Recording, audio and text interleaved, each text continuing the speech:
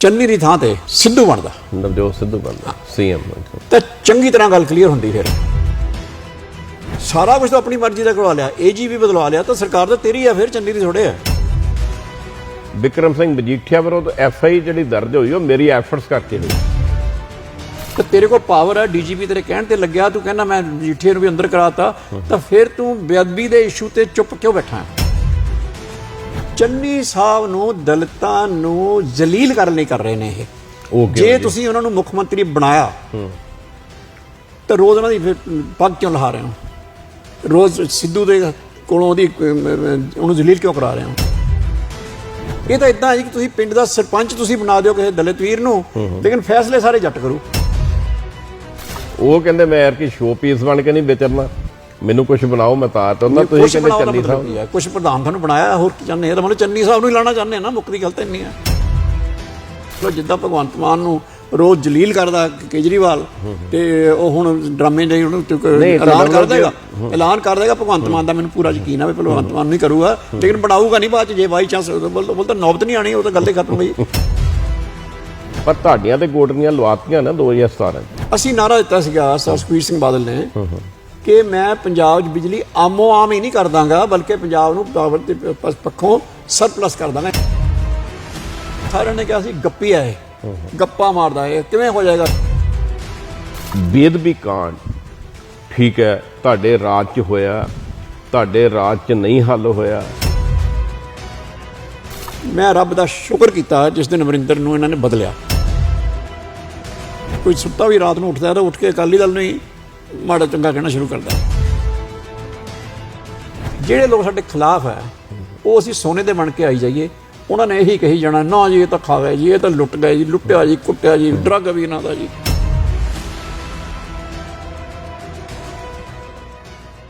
ਚੋਣ ਅਖਾੜਾ ਪੰਜਾਬ ਦਾ ਪੂਰੀ ਤਰ੍ਹਾਂ ਭਖ ਚੁੱਕਿਆ। 5 ਧਿਰਾਂ ਇਸ ਵਾਰ ਚੋਣ ਮੈਦਾਨ 'ਚ ਨੇ। ਮੈਦਾਨ ਪੂਰੀ ਤਰ੍ਹਾਂ ਭਰਿਆ ਪਿਆ ਸਿਆਸੀ ਲੀਡਰਾਂ ਨਾਲ ਤੇ ਪਾਰਟੀਆਂ ਨਾਲ। ਉਹਦੇ ਵਿੱਚ ਇੱਕ ਪਾਰਟੀ ਹੈ ਸ਼੍ਰੋਮਣੀ ਅਕਾਲੀ ਦਲ। ਸ਼੍ਰੋਮਣੀ ਅਕਾਲੀ ਦਲ ਕਿਉਂਕਿ 100 ਸਾਲ ਪੁਰਾਣੀ ਪਾਰਟੀ ਹੈ, ਪੰਜਾਬ ਦੀ ਧਰਤ ਨਾਲ ਜੁੜੀ ਪਾਰਟੀ ਹੈ, ਔਰ ਇੱਕ ਕਹਿ ਸਕਦੇ ਖੁਦ ਮੁਖਤਿਆਰ ਪਾਰਟੀ ਹੈ। ਪਰ ਇਹਦੇ ਤੇ ਅਟੈਕ ਬਹੁਤ ਹੋ ਰਹੇ ਨੇ। ਇੱਕ ਪਾਸੇ ਅਟੈਕ ਬੇਅਦਬੀ ਕਾਂਡ ਜਿਹੜੇ 2015 'ਚ ਹੋਏ ਸੀ, ਤੇ ਦੂਸਰੇ ਪਾਸੇ ਇਹ ਵੀ ਕਿਤੇ ਨਾ ਕਿਤੇ ਗੱਲ ਉੱਠਦੀ ਵੀ ਖੇਤੀ ਕਾਨੂੰਨਾਂ ਬਾਰੇ ਪਹਿਲੋਂ ਤੇ ਹਮਾਇਤ ਕਰਦੇ ਰਹੇ। ਉਹ ਨਾਲ ਦੇ ਨਾਲ ਇੱਕ ਡਰੱਗ ਦਾ ਮੁੱਦਾ ਬੜਾ ਭਾਰੂ ਹੈ ਵੀ ਡਰੱਗ ਅਕਾਲੀਆਂ ਦੇ ਸਮੇਂ ਸ਼ੁਰੂ ਹੋਇਆ। ਪਰ ਸਵਾਲ ਬਹੁਤ ਵੱਡਾ ਇਹ ਹੈ ਵੀ ਉਹ ਪਾਰਟੀ ਜਿਹੜੀ ਐਮਰਜੈਂਸੀ 'ਚ ਹੀਰੋ ਬਣ ਕੇ ਉੱਭਰੀ, ਉਹ ਪਾਰਟੀ ਜਿਹਨੇ ਪੰਜਾਬ ਸੂਬਾ ਬਣਾਉਣ ਲਈ ਲੰਬੇ ਤੇ ਵੱਡੇ ਇਤਿਹਾਸਕ ਮੋਰਚੇ ਲਾਏ, ਉਹ ਪਾਰਟੀ ਜਿਹੜੀ ਸਿੱਖੀ ਤੇ ਪੰਜਾਬ ਦੇ ਮੁੱਦਿਆਂ ਨੂੰ 24 ਘੰਟੇ ਚੱਕਣ ਵਾਲੀ ਪਾਰਟੀ ਮੰਨੀ ਜਾਂਦੀ, ਫਿਰ ਉਹਦੇ ਤੇ ਅਟੈਕ ਕਿਉਂ ਹੋ ਰਹੇ ਨੇ? ਸੋ ਇਹ ਸਾਰੀ ਗੱਲ ਤੇ ਚਰਚਾ ਕਰਨ ਲਈ ਅੱਜ ਅਸੀਂ ਸਟੂਡੀਓ 'ਚ ਬੁਲਾਇਆ ਸ਼੍ਰੋਮਣੀ ਅਕਾਲੀ ਦਲ ਦੇ ਇੱਕ ਚਿਹਰੇ ਕਹਾਂਗੇ, ਔਰ ਸੁਖਬੀਰ ਸਿੰਘ ਬਾਦਲ ਜਿਹੜੇ ਸ਼੍ਰੋਮਣੀ ਅਕਾਲੀ ਦਲ ਦੇ ਪ੍ਰਧਾਨ ਨੇ, ਉਹਨਾਂ ਦੇ ਪ੍ਰਮੁੱਖ ਸਲਾਹਕਾਰ, ਤੇ ਵੱਡੇ ਬਾਦਲ ਸਾਹਿਬ ਦੇ ਵੀ ਜਿਹੜੇ ਨੇ ਇਹ ਮੁੱਖ ਸਲਾਹਕਾਰ ਵਜੋਂ ਹੀ ਵਿਚਰਦੇ ਨੇ, ਹਰਚਰਨ ਬੈਣ ਜੀ। ਪਹਿਲਾਂ ਤਾਂ ਤੁਹਾਡਾ ਜੀ ਆਇਆਂ। ਬਹੁਤ ਮਿਹਰਬਾਨੀ ਜੀ। ਮੈਂ ਸਭ ਪਹਿਲਾਂ ਤਾਂ ਤੁਸੀਂ ਸੁਣਿਆ ਹੋਣਾ ਕਿ ਫਿਰ ਉਹ ਅਟੈਕ ਕਿਉਂ ਹੁੰਦੇ ਨੇ ਇਸ ਪਾਰਟੀ ਤੇ? ਮੈਂ ਬੜੇ ਧਿਆਨ ਨਾਲ ਤੁਹਾਡਾ ਅੱਖਰ ਸੁਣਿਆ ਸਰ ਸਾਹਿਬ। ਜਿਹੜੇ ਤੁਹਾਡਾ ਸਵਾਲ ਹੈ ਉਹਦੇ ਵਿੱਚ ਹੀ ਜਵਾਬ ਹੈ। ਤੁਸੀਂ ਕਿਹਾ ਕਿ ਹਰ ਪਾਸਿਓਂ ਅਕਾਲੀ ਦਲ ਤੇ ਅਟੈਕ ਕਿਉਂ ਹੁੰਦੇ ਆ, ਇਸ ਸਵਾਲ ਦੇ ਵਿੱਚ ਹੀ ਜਵਾਬ ਹੈ। ਜੇ ਅਸੀਂ ਉਹ ਹੋਈਏ ਜੋ ਕਹਿੰਦੇ ਨੇ ਕਿ ਅਕਾਲੀ ਦਲ ਤਾਂ ਮੈਟਰ ਨਹੀਂ ਕਰਦਾ, ਅਕਾਲੀ ਦਲ ਦਾ ਤਾਂ ਕੋਈ ਗੱਲ ਨਹੀਂ ਹੈ, ਅਕਾਲੀ ਦਲ ਦਾ ਤਾਂ ਆਧਾਰ ਨਹੀਂ ਹੈ, ਤਾਂ ਫਿਰ ਆਪਣਾ ਟਾਈਮ ਕਿਉਂ ਵੇਸਟ ਕਰਨਗੇ? ਔਰ ਸਾਰੇ ਹੀ ਕਿਉਂ ਕਰਨਗੇ? ਕੋਈ ਕਿੱਦਾਂ ਦਾ ਕਰੇ ਜਿਹੜਾ ਵੀ ਉੱਠਦਾ ਉਹਨੂੰ ਅਕਾਲੀ ਦਲ ਹੀ ਯਾਦ ਆਉਂਦਾ, ਚਾਹੇ ਸੁੱਤਾ ਹੋਵੇ ਜਾਂ ਉੱਠਦਾ ਹੋਵੇ। ਯਾਨੀ ਕਿ ਜਦੋਂ ਕੋਈ ਸੁੱਤਾ ਵੀ ਰਾਤ ਨੂੰ ਉੱਠਦਾ ਤਾਂ ਉੱਠ ਕੇ ਅਕਾਲੀ ਦਲ ਨੂੰ ਹੀ ਮਾੜਾ ਚੰਗਾ ਕਹਿਣਾ ਸ਼ੁਰੂ ਕਰਦਾ। ਸੋ ਇਹਦਾ ਮਤਲਬ ਇਹ ਹੋਇਆ ਕਿ ਅਕਾਲੀ ਦਲ ਇੱਕ ਐਸੀ ਸੱਚਾਈ ਹੈ ਪੰਜਾਬ ਦੀ ਜਿਹਨੂੰ ਕਹਿੰਦੇ ਹੁੰਦੇ ਆ ਵੀ ਉਹ ਕਹਿੰਦੇ ਹੁੰਦੇ ਵੀ ਜਿਹੜੀ ਸੱਚਾਈ ਉਹ ਜਿਹੜੀ ਸਿਰ ਚੜ੍ਹ ਬੋਲੇ, ਇਹ ਸਾਰਿਆਂ ਦੇ ਸਿਰ ਚੜ੍ਹ ਬੋਲਦੀ ਹੈ। ਉਹਨਾਂ ਨੂੰ ਪਤਾ ਹੈ ਕਿ ਜੇ ਅਸੀਂ ਪੰਜਾਬ ਦੇ ਵਿੱਚ ਕਿਸੇ ਨਾਲ ਸਾਡਾ ਕੋਈ ਕੰਟੈਂਸ਼ਨ ਹੈ, ਕਿਸੇ ਨਾਲ ਕੋਈ ਫਾਈਟ ਹੈ, ਕੋਈ ਸਾਨੂੰ ਰੋਕ ਸਕਦਾ, ਤਾਂ ਉਹ ਸਿਰਫ ਤੇ ਸਿਰਫ ਸ਼੍ਰੋਮਣੀ ਅਕਾਲੀ ਦਲ ਰੋਕ ਸਕਦਾ। ਉਹਦੀ ਵਜ੍ਹਾ ਇਹ ਹੈ ਕਿ ਤੁਸੀਂ ਇਹ ਦੇਖਿਆ ਹੋਵੇਗਾ ਕਿ ਜਿੰਨੀਆਂ ਜਿਹੜਾ ਹੁਣ ਚੱਲ ਰਿਹਾ ਸਾਰਾ ਇਸ ਜਿਹੜੇ ਪ੍ਰਮੁੱਖ ਪਾਰਟੀਆਂ ਦਾ ਚਲੋ ਨੰਬਰ ਜ਼ਿਆਦਾ ਹੋ ਸਕਦਾ, ਲੇਕਿਨ ਜਿਹੜੇ ਪ੍ਰਮੁੱਖ ਜਿਹੜੇ ਦਾਅਵੇਦਾਰ ਆਪਣੇ ਆਪ ਨੂੰ ਦੱਸਦੇ ਹੈ ਉਹਨਾਂ ਵਿੱਚ ਸਾਡੇ ਤੋਂ ਇਲਾਵਾ ਮਤਲਬ ਦੱਸਦੇ ਜਿਹੜੇ ਉਹਨਾਂ ਵਿੱਚ ਕਾਂਗਰਸ ਪਾਰਟੀ ਹੈ, ਆਮ ਆਦਮੀ ਪਾਰਟੀ ਹੈ, ਇੱਕ ਉਹ ਜਿਹੜੀ ਆਪਣੇ ਭਾਰਤੀ ਜਨਤਾ ਪਾਰਟੀ ਹੈ ਜਿਹਨਾਂ ਨਾਲ ਕੈਪਟਨ ਅਮਰਿੰਦਰ ਸਿੰਘ ਵੀ ਜਾ ਰਹੇ ਆ, ਢੀਂਡਸਾ ਸਾਹਿਬ ਆ ਗਏ, ਢੀਂਡਸਾ ਸਾਹਿਬ ਵਾਲੇ ਵੀ ਜਾ ਰਹੇ ਆ। ਤਾਂ ਉਹ ਜਿਹੜਾ ਉਹ ਸਾਰੀਆਂ ਪਾਰਟੀਆਂ ਜਿਹੜੀਆਂ ਨੇ ਉਹਨਾਂ ਦਾ ਆਧਾਰ ਉਹਨਾਂ ਦੇ ਡਿਸੀਸ਼ਨ ਮੇਕਰਸ, ਉਹਨਾਂ ਦੀ ਰੂਹੇ ਰਵਾਂ, ਉਹਨਾਂ ਦੀ ਸੋਚ ਉਹ ਪੰਜਾਬ ਤੋਂ ਬਾਹਰ ਹੈ। ਉਹਨਾਂ ਲਈ ਪੰਜਾਬ ਕੋਈ ਐਡਾ ਵੱਡਾ ਏਜੰਡਾ ਹੀ ਨਹੀਂ ਹੈ, ਸਿਰਫ ਲੁੱਟਣ ਮਾਰਨ ਤੋਂ ਸਿਵਾ ਕਿ ਆਪਾਂ ਇੱਥੋਂ ਫਾਇਦਾ ਉਠਾ ਲਈਏ, ਪੰਜਾਬ ਤੋਂ ਗੇਨ ਕਰੀਏ, ਉਹਦਾ ਬਾਹਰ ਫਾਇਦਾ ਲੈ ਲਾਂਗੇ ਵਗੈਰਾ ਵਗੈਰਾ। ਇਹ ਤੋਂ ਇਲਾਵਾ ਉਹਨਾਂ ਦਾ ਪੰਜਾਬ 'ਚ ਕੋਈ ਉਹਨਾਂ ਨੂੰ ਹੈ ਨਹੀਂ। ਇਕੱਲਾ ਤੇ ਇਕੱਲਾ ਅਕਾਲੀ ਦਲ ਹੈ ਜਿਹਨੂੰ ਪਤਾ ਕਿ ਜੇ ਜੀਣਾ ਵੀ ਹੈ ਤਾਂ ਵੀ ਇੱਥੇ ਹੈ, ਜਿੱਤਣਾ ਤਾਂ ਵੀ ਇੱਥੇ, ਹਾਰਨਾ ਤਾਂ ਵੀ ਇੱਥੇ, ਸਾਡਾ ਤਾਂ ਘਰ ਵੀ ਆਹੀ ਹੈ ਅਤੇ ਸਾਡੀ ਕੰਮ ਕਰਨ ਦੀ ਜਿਹੜੀ ਕਰਮ ਭੂਮੀ ਹੈ ਉਹ ਵੀ ਇਹੀ ਹੈ, ਤਾਂ ਸਾਡਾ ਸਾਰਾ ਕੁਛ ਇਹੀ ਹੈ। ਇਸ ਕਰਕੇ ਤੁਸੀਂ ਕੱਲ੍ਹ ਨੋਟ ਕੀਤੀ ਹੋਏਗੀ ਸਰਦਾਰ ਸਾਹਿਬ ਕਿ ਕੋਈ ਬੰਦਾ ਵੀ ਨਾ ਆਮ ਆਦਮੀ ਪਾਰਟੀ, ਨਾ ਭਾਰਤੀ ਜਨਤਾ ਪਾਰਟੀ, ਨਾ ਕਾਂਗਰਸ, ਸਾਡਾ ਵੱਡੇ ਤੋਂ ਵੱਡੇ ਵੈਰੀ ਵੀ, ਬਲਕਿ ਜਿਹੜੇ ਸਾਨੂੰ ਕਹਿੰਦੇ ਵੀ ਜਿਹਨਾਂ ਨੂੰ ਅਸੀਂ ਜ਼ਹਿਰ ਦਿਖਾਈ ਦਿੰਦੇ ਹਾਂ, ਉਹ ਵੀ ਤੁਹਾਨੂੰ ਇਹ ਨਾਲ ਕਹਿਣਗੇ ਵੀ ਅਕਾਲੀ ਦਲ ਤਾਂ ਮਾੜਾ ਨਹੀਂ। ਬਿਲਕੁਲ ਇਦਾਂ ਕਹਿੰਦੇ ਬੰਦੇ ਮਾੜੇ ਨੇ ਜੀ, ਮੁੱਖ ਮੰਤਰੀ ਚਰਨਜੀਤ ਚੰਨੀ ਹੋਣੀ ਇਹ ਬਹੁਤ ਕਹਿੰਦੇ ਨੇ। ਹਾਂ, ਔਰ ਕਿੰਨੀ ਤਿੱਖੀ ਚਾਲ ਹੈ ਇਹ ਕਿ ਲੋਕਾਂ ਨੂੰ ਇਹ ਦੱਸੋ ਵੀ ਅਕਾਲੀ ਦਲ ਤਾਂ ਅਸੀਂ ਅਕਾਲੀ ਦਲ ਦੇ ਖਿਲਾਫ ਮੈਂ ਤੁਹਾਨੂੰ ਪੂਰਾ ਕਰਦਾ ਇੱਕ ਸੈਂਟੈਂਸ। ਇਹ ਤਾਂ ਕਹਿੰਦੇ ਨੇ ਕਿ ਉਹਨਾਂ ਨੂੰ ਪਤਾ ਆ ਕਿ ਸ਼੍ਰੋਮਣੀ ਅਕਾਲੀ ਦਲ ਦੇ ਖਿਲਾਫ ਬੋਲਿਆ ਨਹੀਂ ਜਾ ਸਕਦਾ, ਇਸ ਕਰਕੇ ਉਹ ਕਹਿੰਦੇ ਵੀ ਇਹਨੂੰ ਨਹੀਂ ਬੋਲਿਆ ਜਾ ਸਕਦਾ, ਫਿਰ ਇਹ ਕਰੋ ਕਿ ਨਵਾਂ ਸਟ੍ਰੈਟਜੀ ਬਣਾਓ ਕਿ ਲੋਕਾਂ ਨੂੰ ਕਹੋ ਕਿ ਇਹ ਲੀਡਰ ਨਹੀਂ ਚੰਗੇ। ਫਾਰ ਐਗਜ਼ਾਮਪਲ ਇਹ ਹਰਚਰਨ ਬੈਂਸ ਉਹਨਾਂ ਨੂੰ ਕਿਉਂ ਕੱਲਿਆਂ ਨੂੰ ਗੱਲ ਸਮਝ ਆ ਰਹੀ, ਪੰਜਾਬ ਦੇ ਲੋਕਾਂ ਨੂੰ ਕਿਉਂ ਨਹੀਂ ਸਮਝ ਆਉਂਦੀ? ਮੈਂ ਇੱਕ ਐਗਜ਼ਾਮਪਲ ਹੈ 2017 ਦੀ, ਭਾਵੇਂ ਮੰਨ ਲੈਂਦੇ ਵੀ 10 ਸਾਲ ਰਾਜ ਕੀਤਾ ਅਕਾਲੀ ਦਲ ਭਾਰਤੀ ਜਨਤਾ ਪਾਰਟੀ ਦੇ ਗੱਠਜੋੜ ਨੇ, ਬਦਲਾਅ ਲੋਕੀ ਚਾਹੁੰਦੇ ਬਦਲਾਅ ਆ, ਪਰ ਜਿਹਦੀ ਤੁਸੀਂ ਗੱਲ ਕਹਿ ਰਹੇ ਹੋ ਜੇ ਬਾਹਰੋਂ ਆਉਂਦੇ ਨੇ, ਆਪਾਂ ਪਹਿਲਾਂ ਆਮ ਆਦਮੀ ਪਾਰਟੀ ਦੀ ਗੱਲ ਕਰ ਲਈਏ, ਉਹ ਵੀ ਬਾਹਰੋਂ ਸੀ। ਅਰਵਿੰਦ ਕੇਜਰੀਵਾਲ ਦੇ ਨਾਂ ਤੇ ਪੰਜਾਬ ਦੇ ਲੋਕਾਂ ਨੇ ਵੋਟਾਂ ਪਾਤੀਆਂ, ਉਹਨਾਂ ਨੂੰ 20 ਦਿੱਤੀਆਂ ਸੀਟਾਂ, ਤੁਹਾਨੂੰ ਕੇਵਲ 15 ਦਿੱਤੀਆਂ। ਇਹ ਗੱਲ ਸਮਝ ਫਿਰ ਪੰਜਾਬ ਨੂੰ ਕਿਉਂ ਨਹੀਂ ਆਉਂਦੀ, ਜਾਂ ਪੰਜਾਬ ਨੂੰ ਸਮਝਾਉਣ 'ਚ ਅਕਾਲੀ ਦਲ ਅਸਮਰਥ ਕਿਉਂ ਹੋ ਰਿਹਾ? ਨਹੀਂ, ਮੈਂ ਸਮਝਦਾ ਸਰ ਸਾਹਿਬ ਜਿਹੜਾ ਉਹ 2017 ਦਾ ਜਿਹੜਾ ਇਲੈਕਸ਼ਨ ਸੀਗਾ, ਮੈਂ ਸਮਝਦਾ ਪੰਜਾਬ ਦੇ ਇਤਿਹਾਸ ਵਿੱਚ ਉਹ ਇੱਕ ਐਕਸੈਪਸ਼ਨ ਸੀ, ਇੱਕ ਕਹਿ ਸਕਦੇ ਹਾਂ ਇੱਕ ਮਤਲਬ ਐਕਸਟਰਾਆਰਡੀਨਰੀ ਇਲੈਕਸ਼ਨ ਸੀਗੀ। ਕਿਉਂਕਿ ਤੁਸੀਂ ਦੇਖਿਆ ਹੋਏਗਾ ਕਿ ਜੇ ਤਾਂ ਗਵਰਨੈਂਸ ਨੂੰ ਜਾਂ ਗਵਰਨਮੈਂਟ ਨੂੰ ਬਤੌਰ ਗਵਰਨਮੈਂਟ ਕੋਈ ਜੱਜ ਕਰਦਾ ਜਾਂ ਪਾਰਟੀ ਨੂੰ ਬਤੌਰ ਪਾਰਟੀ ਜੱਜ ਕਰਦਾ, ਤਾਂ ਸਰਕਾਰ ਦੇ ਖਿਲਾਫ ਕਹਿਣ ਨੂੰ ਕਿਸੇ ਨੂੰ ਕੁਛ ਮਿਲੇ ਨਹੀਂ ਸੀ ਰਿਹਾ, ਕਿਉਂਕਿ ਵਿਕਾਸ ਹੋ ਰਿਹਾ ਸੀ, ਸਰਕਾਰ ਪੀਸਫੁਲੀ ਚੱਲ ਰਹੀ ਸੀ, ਕਿਸੇ ਵੀ ਵਰਗ ਨੂੰ ਕੋਈ ਸ਼ਿਕਾਇਤ ਨਹੀਂ ਸੀ ਸਾਡੇ ਨਾਲ। ਸੋ ਸਾਡੇ ਅਪੋਨੈਂਟਸ ਨੇ ਉਸ ਵੇਲੇ ਕੀ ਕੀਤਾ ਕਿ 2 ਮੁੱਦੇ ਐਸੇ ਖੜੇ ਕੀਤੇ। ਨੰਬਰ 1 ਉਹਨਾਂ ਨੇ ਉਹ ਖੜਾ ਕੀਤਾ ਬੇਅਦਬੀ ਦਾ, ਕਿਉਂਕਿ ਉਹਨਾਂ ਨੂੰ ਇਹ ਸੀਗਾ ਕਿ ਸਭ ਤੋਂ ਵੱਡਾ ਜੇ ਸਟਰੈਂਥ ਹੈ ਪੰਜਾਬ ਦੇ ਆਪਣੇ ਸ਼੍ਰੋਮਣੀ ਅਕਾਲੀ ਦਲ ਦੀ, ਤਾਂ ਉਹ ਇਸ ਦਾ ਸਿੱਖੀ ਵਜੂਦ ਔਰ ਪੰਜਾਬੀਅਤ ਦਾ ਵਜੂਦ ਜਿਹੜਾ ਹੈ, ਇਹਨਾਂ ਦੋਨਾਂ ਨੂੰ ਸੱਟ ਮਾਰੋ। ਇਸ ਕਰਕੇ ਉਹਨਾਂ ਨੇ ਉਹ ਜਿਹੜਾ ਦੇਖੋ ਅੱਜ ਤੱਕ ਮੈਂ ਪਹਿਲੇ ਦਿਨ ਤੋਂ ਇਹ ਗੱਲ ਕਹਿ ਰਿਹਾ ਕਿ ਔਰ ਸੁਖਬੀਰ ਸਿੰਘ ਬਾਦਲ ਹੁਣ ਵੀ ਕਹਿ ਰਹੇ ਕਿ ਇਹ ਸੱਚ ਸਾਹਮਣੇ ਆਊਗਾ ਕਿ ਇਹ ਜਿਹੜਾ ਸੀਗਾ ਬੇਅਦਬੀ ਦਾ ਜਿਹੜਾ ਸਾਰਾ ਦੁਖਾਂਤ ਹੋਇਆ, ਇਹਦੇ ਪਿੱਛੇ ਕੌਣ ਹੈ, ਕਿਹਨੂੰ ਫਾਇਦਾ ਹੋਇਆ। ਇਹ ਕਹਿੰਦੇ ਸਰਦਾਰ ਬਾਦਲ ਨੇ ਆ ਨਹੀਂ ਕੀਤਾ। ਮੈਂ ਕਹਿੰਦਾ 1 ਮਿੰਟ ਲਈ ਸਰਦਾਰ ਬਾਦਲ ਚੰਗੇ ਨਹੀਂ ਹੋਣਗੇ, ਸੁਖਬੀਰ ਸਿੰਘ ਬਾਦਲ ਚੰਗੇ ਨਹੀਂ ਹੋਣਗੇ, ਲੇਕਿਨ ਆਪਣੀ ਗਰਜ ਤਾਂ ਇਹਨਾਂ ਨੂੰ ਪਤਾ ਹੀ ਹੈ ਕਿ ਮੇਰਾ ਫਾਇਦਾ ਨੁਕਸਾਨ ਕਿਸ ਚੀਜ਼ 'ਚ ਹੈ। ਅਤੇ ਜਿਹਦੀ ਵੀ ਸਰਕਾਰ ਹੁੰਦੀ ਹੈ ਸਰਦਾਰ ਸਾਹਿਬ, ਤੁਹਾਨੂੰ ਇਹ ਤਾਂ ਪਤਾ ਹੀ ਹੈ ਨਾ, ਜਿਹਦੀ ਵੀ ਸਰਕਾਰ ਹੁੰਦੀ ਹੈ ਉਹ ਕਦੇ ਨਹੀਂ ਚਾਹੁੰਦਾ ਹੁੰਦਾ ਕਿ ਮੇਰੇ ਕਾਲ ਦੇ ਦੌਰਾਨ ਕੋਈ ਇੱਦਾਂ ਦੀਆਂ ਘਟਨਾਵਾਂ ਵਾਪਰਨ ਜਿਹਦੇ ਕਰਕੇ ਮੈਂ ਅਨਪੋਪੂਲਰ ਹੋ ਜਾ। ਸੋ ਉਹ ਸਭ ਜਿਹੜਾ ਸੀਗਾ ਉਹ ਇੱਕ ਸਾਜ਼ਿਸ਼ ਐਸੀ ਹੈ ਜਿਹਦੇ ਬਾਰੇ ਸਾਨੂੰ ਕਿਹਾ ਜਾਂਦਾ ਕਿ ਤੁਸੀਂ ਕਿਉਂ ਨਾ ਫਿਰ ਹੱਲ ਕਰ ਸਕੇ। ਉਹਦੀ ਜਿਹੜੀ ਫੈਕਚੁਅਲ ਸੱਚਾਈ ਤੁਹਾਨੂੰ ਪਤਾ ਹੈ ਕਿ ਉਹ ਸੱਚਾਈ ਇਹ ਹੈ ਕਿ ਸਾਨੂੰ ਸਿਰਫ 13 ਦਿਨ ਮਿਲੇ ਸੀ, ਕਿਉਂਕਿ ਜਿਸ ਦਿਨ ਇਹ ਘਟਨਾ ਹੋਈ ਜੋ ਆਪਣੇ ਬਰਗਾੜੀ ਵਾਲੀ, ਉਹ ਤੋਂ ਕੁਛ ਦਿਨ ਪਹਿਲਾਂ ਉਹ ਜਿਹੜੀ ਜਿਹੜੇ ਆਪਣੇ ਬੇਅਦਬੀ ਦਾ ਕਾਂਡ ਹੋਇਆ ਸੀ, ਉਹ ਤੋਂ ਫੌਰਨ ਬਾਅਦ ਸਾਰੀਆਂ ਹੀ ਪਾਰਟੀਆਂ ਨੇ, ਆਮ ਆਦਮੀ ਪਾਰਟੀ ਨੇ ਵੀ ਔਰ ਕਾਂਗਰਸ ਨੇ ਵੀ ਯਕ ਜ਼ਬਾਨ ਇੱਕ ਆਵਾਜ਼ ਦੇ ਵਿੱਚ ਹੋ ਕੇ ਕਹਿਣਾ ਸ਼ੁਰੂ ਕਰਤਾ ਕਿ ਪੰਜਾਬ ਸਰਕਾਰ ਤੇ ਤਾਂ ਸਾਨੂੰ ਵਿਸ਼ਵਾਸ ਹੀ ਨਹੀਂ ਵੀ ਇਹਨੂੰ ਜਾਂਚ ਕਰ ਸਕਦੀ ਹੈ, CBI ਨੂੰ ਦਿਓ। ਸੋ ਸਾਡੇ ਕੋਲ ਸਿਰਫ 13 ਦਿਨ ਸਾਨੂੰ ਮਿਲੇ ਸੀ ਜਿਸ 'ਚ ਅਸੀਂ ਜਾਂਚ ਕਰਨੀ ਸੀ। ਮਤਲਬ 13 ਦਿਨਾਂ ਬਾਅਦ CBI ਨੂੰ ਦੇਤਾ। CBI ਨੂੰ ਦੇਤਾ। 13 ਦਿਨਾਂ ਅਸੀਂ SIT ਵਗੈਰਾ ਬਣਾਈ, ਤੁਹਾਨੂੰ ਪਤਾ ਸਾਰਾ। ਉਹ ਤੋਂ ਬਾਅਦ ਸੈਂਟਰ ਕੋ ਚਲਾ ਗਿਆ ਜੀ। ਲੇਕਿਨ ਜਦੋਂ ਸਰਕਾਰ ਸਾਡੇ ਕੋਲ ਤਾਂ ਜਾਂਚ ਹੀ ਨਹੀਂ ਰਹੀ ਤਾਂ ਅਸੀਂ ਕੀ ਕਰ ਲੈਣਾ ਸੀ ਉਸ ਵੇਲੇ।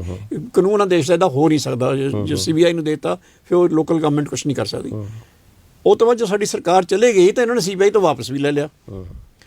4.5 ਸਾਲ ਇਹਨਾਂ ਨੇ ਇੱਕ ਰੌਲਾ ਪਾਉਂਦੇ ਇਨਸਾਫ ਦਵਾਵਾਂਗੇ।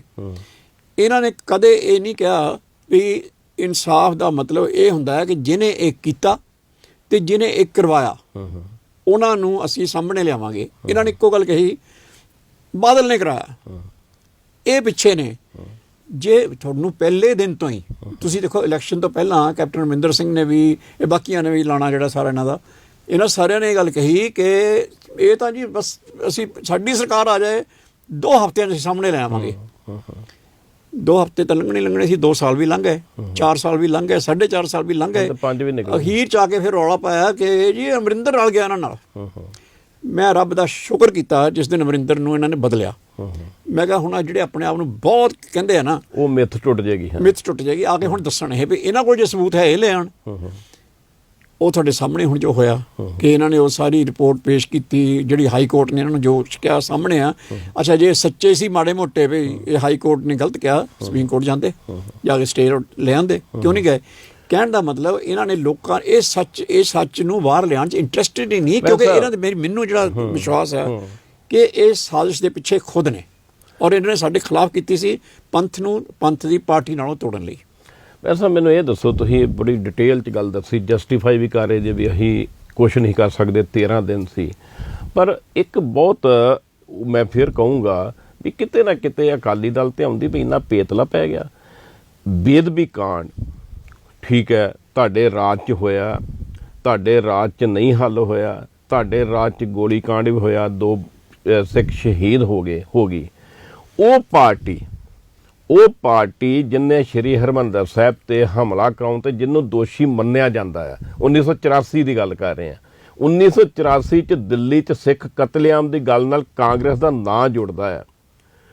ਇਹ ਤੁਹਾਡੇ ਤੇ ਦੋਸ਼ ਲਾ ਕੇ, ਬੇਅਦਬੀ ਦੇ ਦੋਸ਼ ਲਾ ਕੇ, ਵੱਡੀ ਗੱਲ ਹੈ, ਇਹ ਨਹੀਂ ਵੀ ਇਹ ਛੋਟੀ ਗੱਲ ਹੈ, ਇਹ ਦੋਸ਼ ਲਾ ਕੇ 1984 ਦੇ ਸਿੱਖ ਕਤਲੇਆਮ ਭੁਲਾ ਕੇ 2017 'ਚ 77 ਸੀਟਾਂ ਲੈ ਕੇ ਤੁਹਾਨੂੰ 15 ਤੇ ਛੱਡ ਕੇ ਆਉਣਾ, ਇਹਦਾ ਮਤਲਬ ਕਿਤੇ ਤੁਹਾਡੀ ਲੀਡਰਸ਼ਿਪ 'ਚ, ਤੁਹਾਡੀ ਕੇਡਰ 'ਚ ਕਿਤੇ ਘਾਟ ਹੈ ਵੀ ਉਹ ਆਪਣੀ ਗੱਲ ਕਹਿਣ ਜੋਗੇ ਹੀ ਨਹੀਂ ਰਹੇ। ਨਹੀਂ, ਇਸ ਤਰ੍ਹਾਂ ਨਹੀਂ ਹੋਇਆ ਇਹ। ਪਹਿਲੀ ਗੱਲ ਤਾਂ ਜਿਹੜੀ ਹੈ ਕਿ ਜਿਹੜਾ ਮੈਂ ਹਮੇਸ਼ਾ ਇਹ ਗੱਲ ਕਹੀ ਹੈ, ਸ਼ਾਇਦ ਆਪਣੀ ਪਹਿਲਾਂ ਮੈਨੂੰ ਨਹੀਂ ਪਤਾ ਆਪਣੀ ਕਿਸ ਚੈਨਲ ਤੇ ਗੱਲ ਹੋਈ ਕਿ ਨਹੀਂ ਹੋਈ, ਲੇਕਿਨ ਮੈਂ ਇਹ ਗੱਲ ਹਮੇਸ਼ਾ ਕਹੀ ਹੈ ਕਿ ਜਿਹੜੇ ਬੇਅਦਬੀ ਦੀਆਂ ਘਟਨਾਵਾਂ ਆ 2015 ਦੀਆਂ, ਇਹਨਾਂ ਦੀ ਸੱਚਾਈ ਜਿਹੜੀ ਹੈ ਇਹ 29 ਸਾਲ ਪਿੱਛੇ ਜਾਂਦੀ ਹੈ।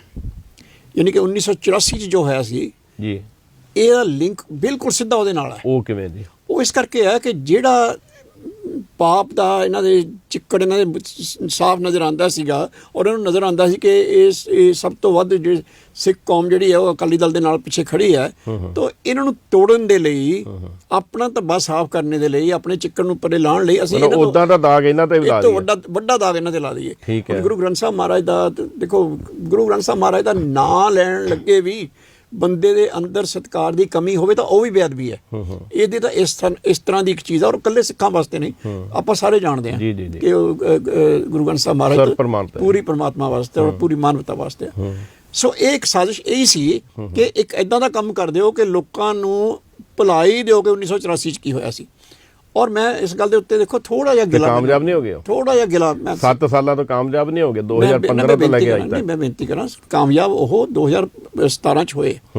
ਔਰ ਮੈਂ ਤੁਹਾਨੂੰ ਇਹ ਬੇਨਤੀ ਕਰਾਂ ਕਿ ਮੈਨੂੰ ਇਸ ਗੱਲ ਦਾ ਥੋੜਾ ਗਿਲਾ ਵੀ ਹੈ ਕਿ ਆਫਟਰ ਆਲ ਜਿਹੜੇ ਬੰਦੇ ਤੁਹਾਡੇ ਸਾਹਮਣੇ ਸਾਰੀ ਉਮਰ ਵਿੱਚ ਰਹੇ ਆ, ਸਰਦਾਰ ਪ੍ਰਕਾਸ਼ ਸਿੰਘ ਬਾਦਲ ਦੀ ਉਮਰ ਇਸ ਵੇਲੇ 94 ਸਾਲ ਆ, ਜੇ ਆਪਾਂ 5 ਸਾਲ ਵਿੱਚੋਂ ਕੱਢ ਦਈਏ ਤਾਂ ਉਸ ਵੇਲੇ ਵੀ 90 ਸਾਲ ਦੇ ਨੇੜੇ ਹੋ ਚੁੱਕੇ ਸੀਗੇ।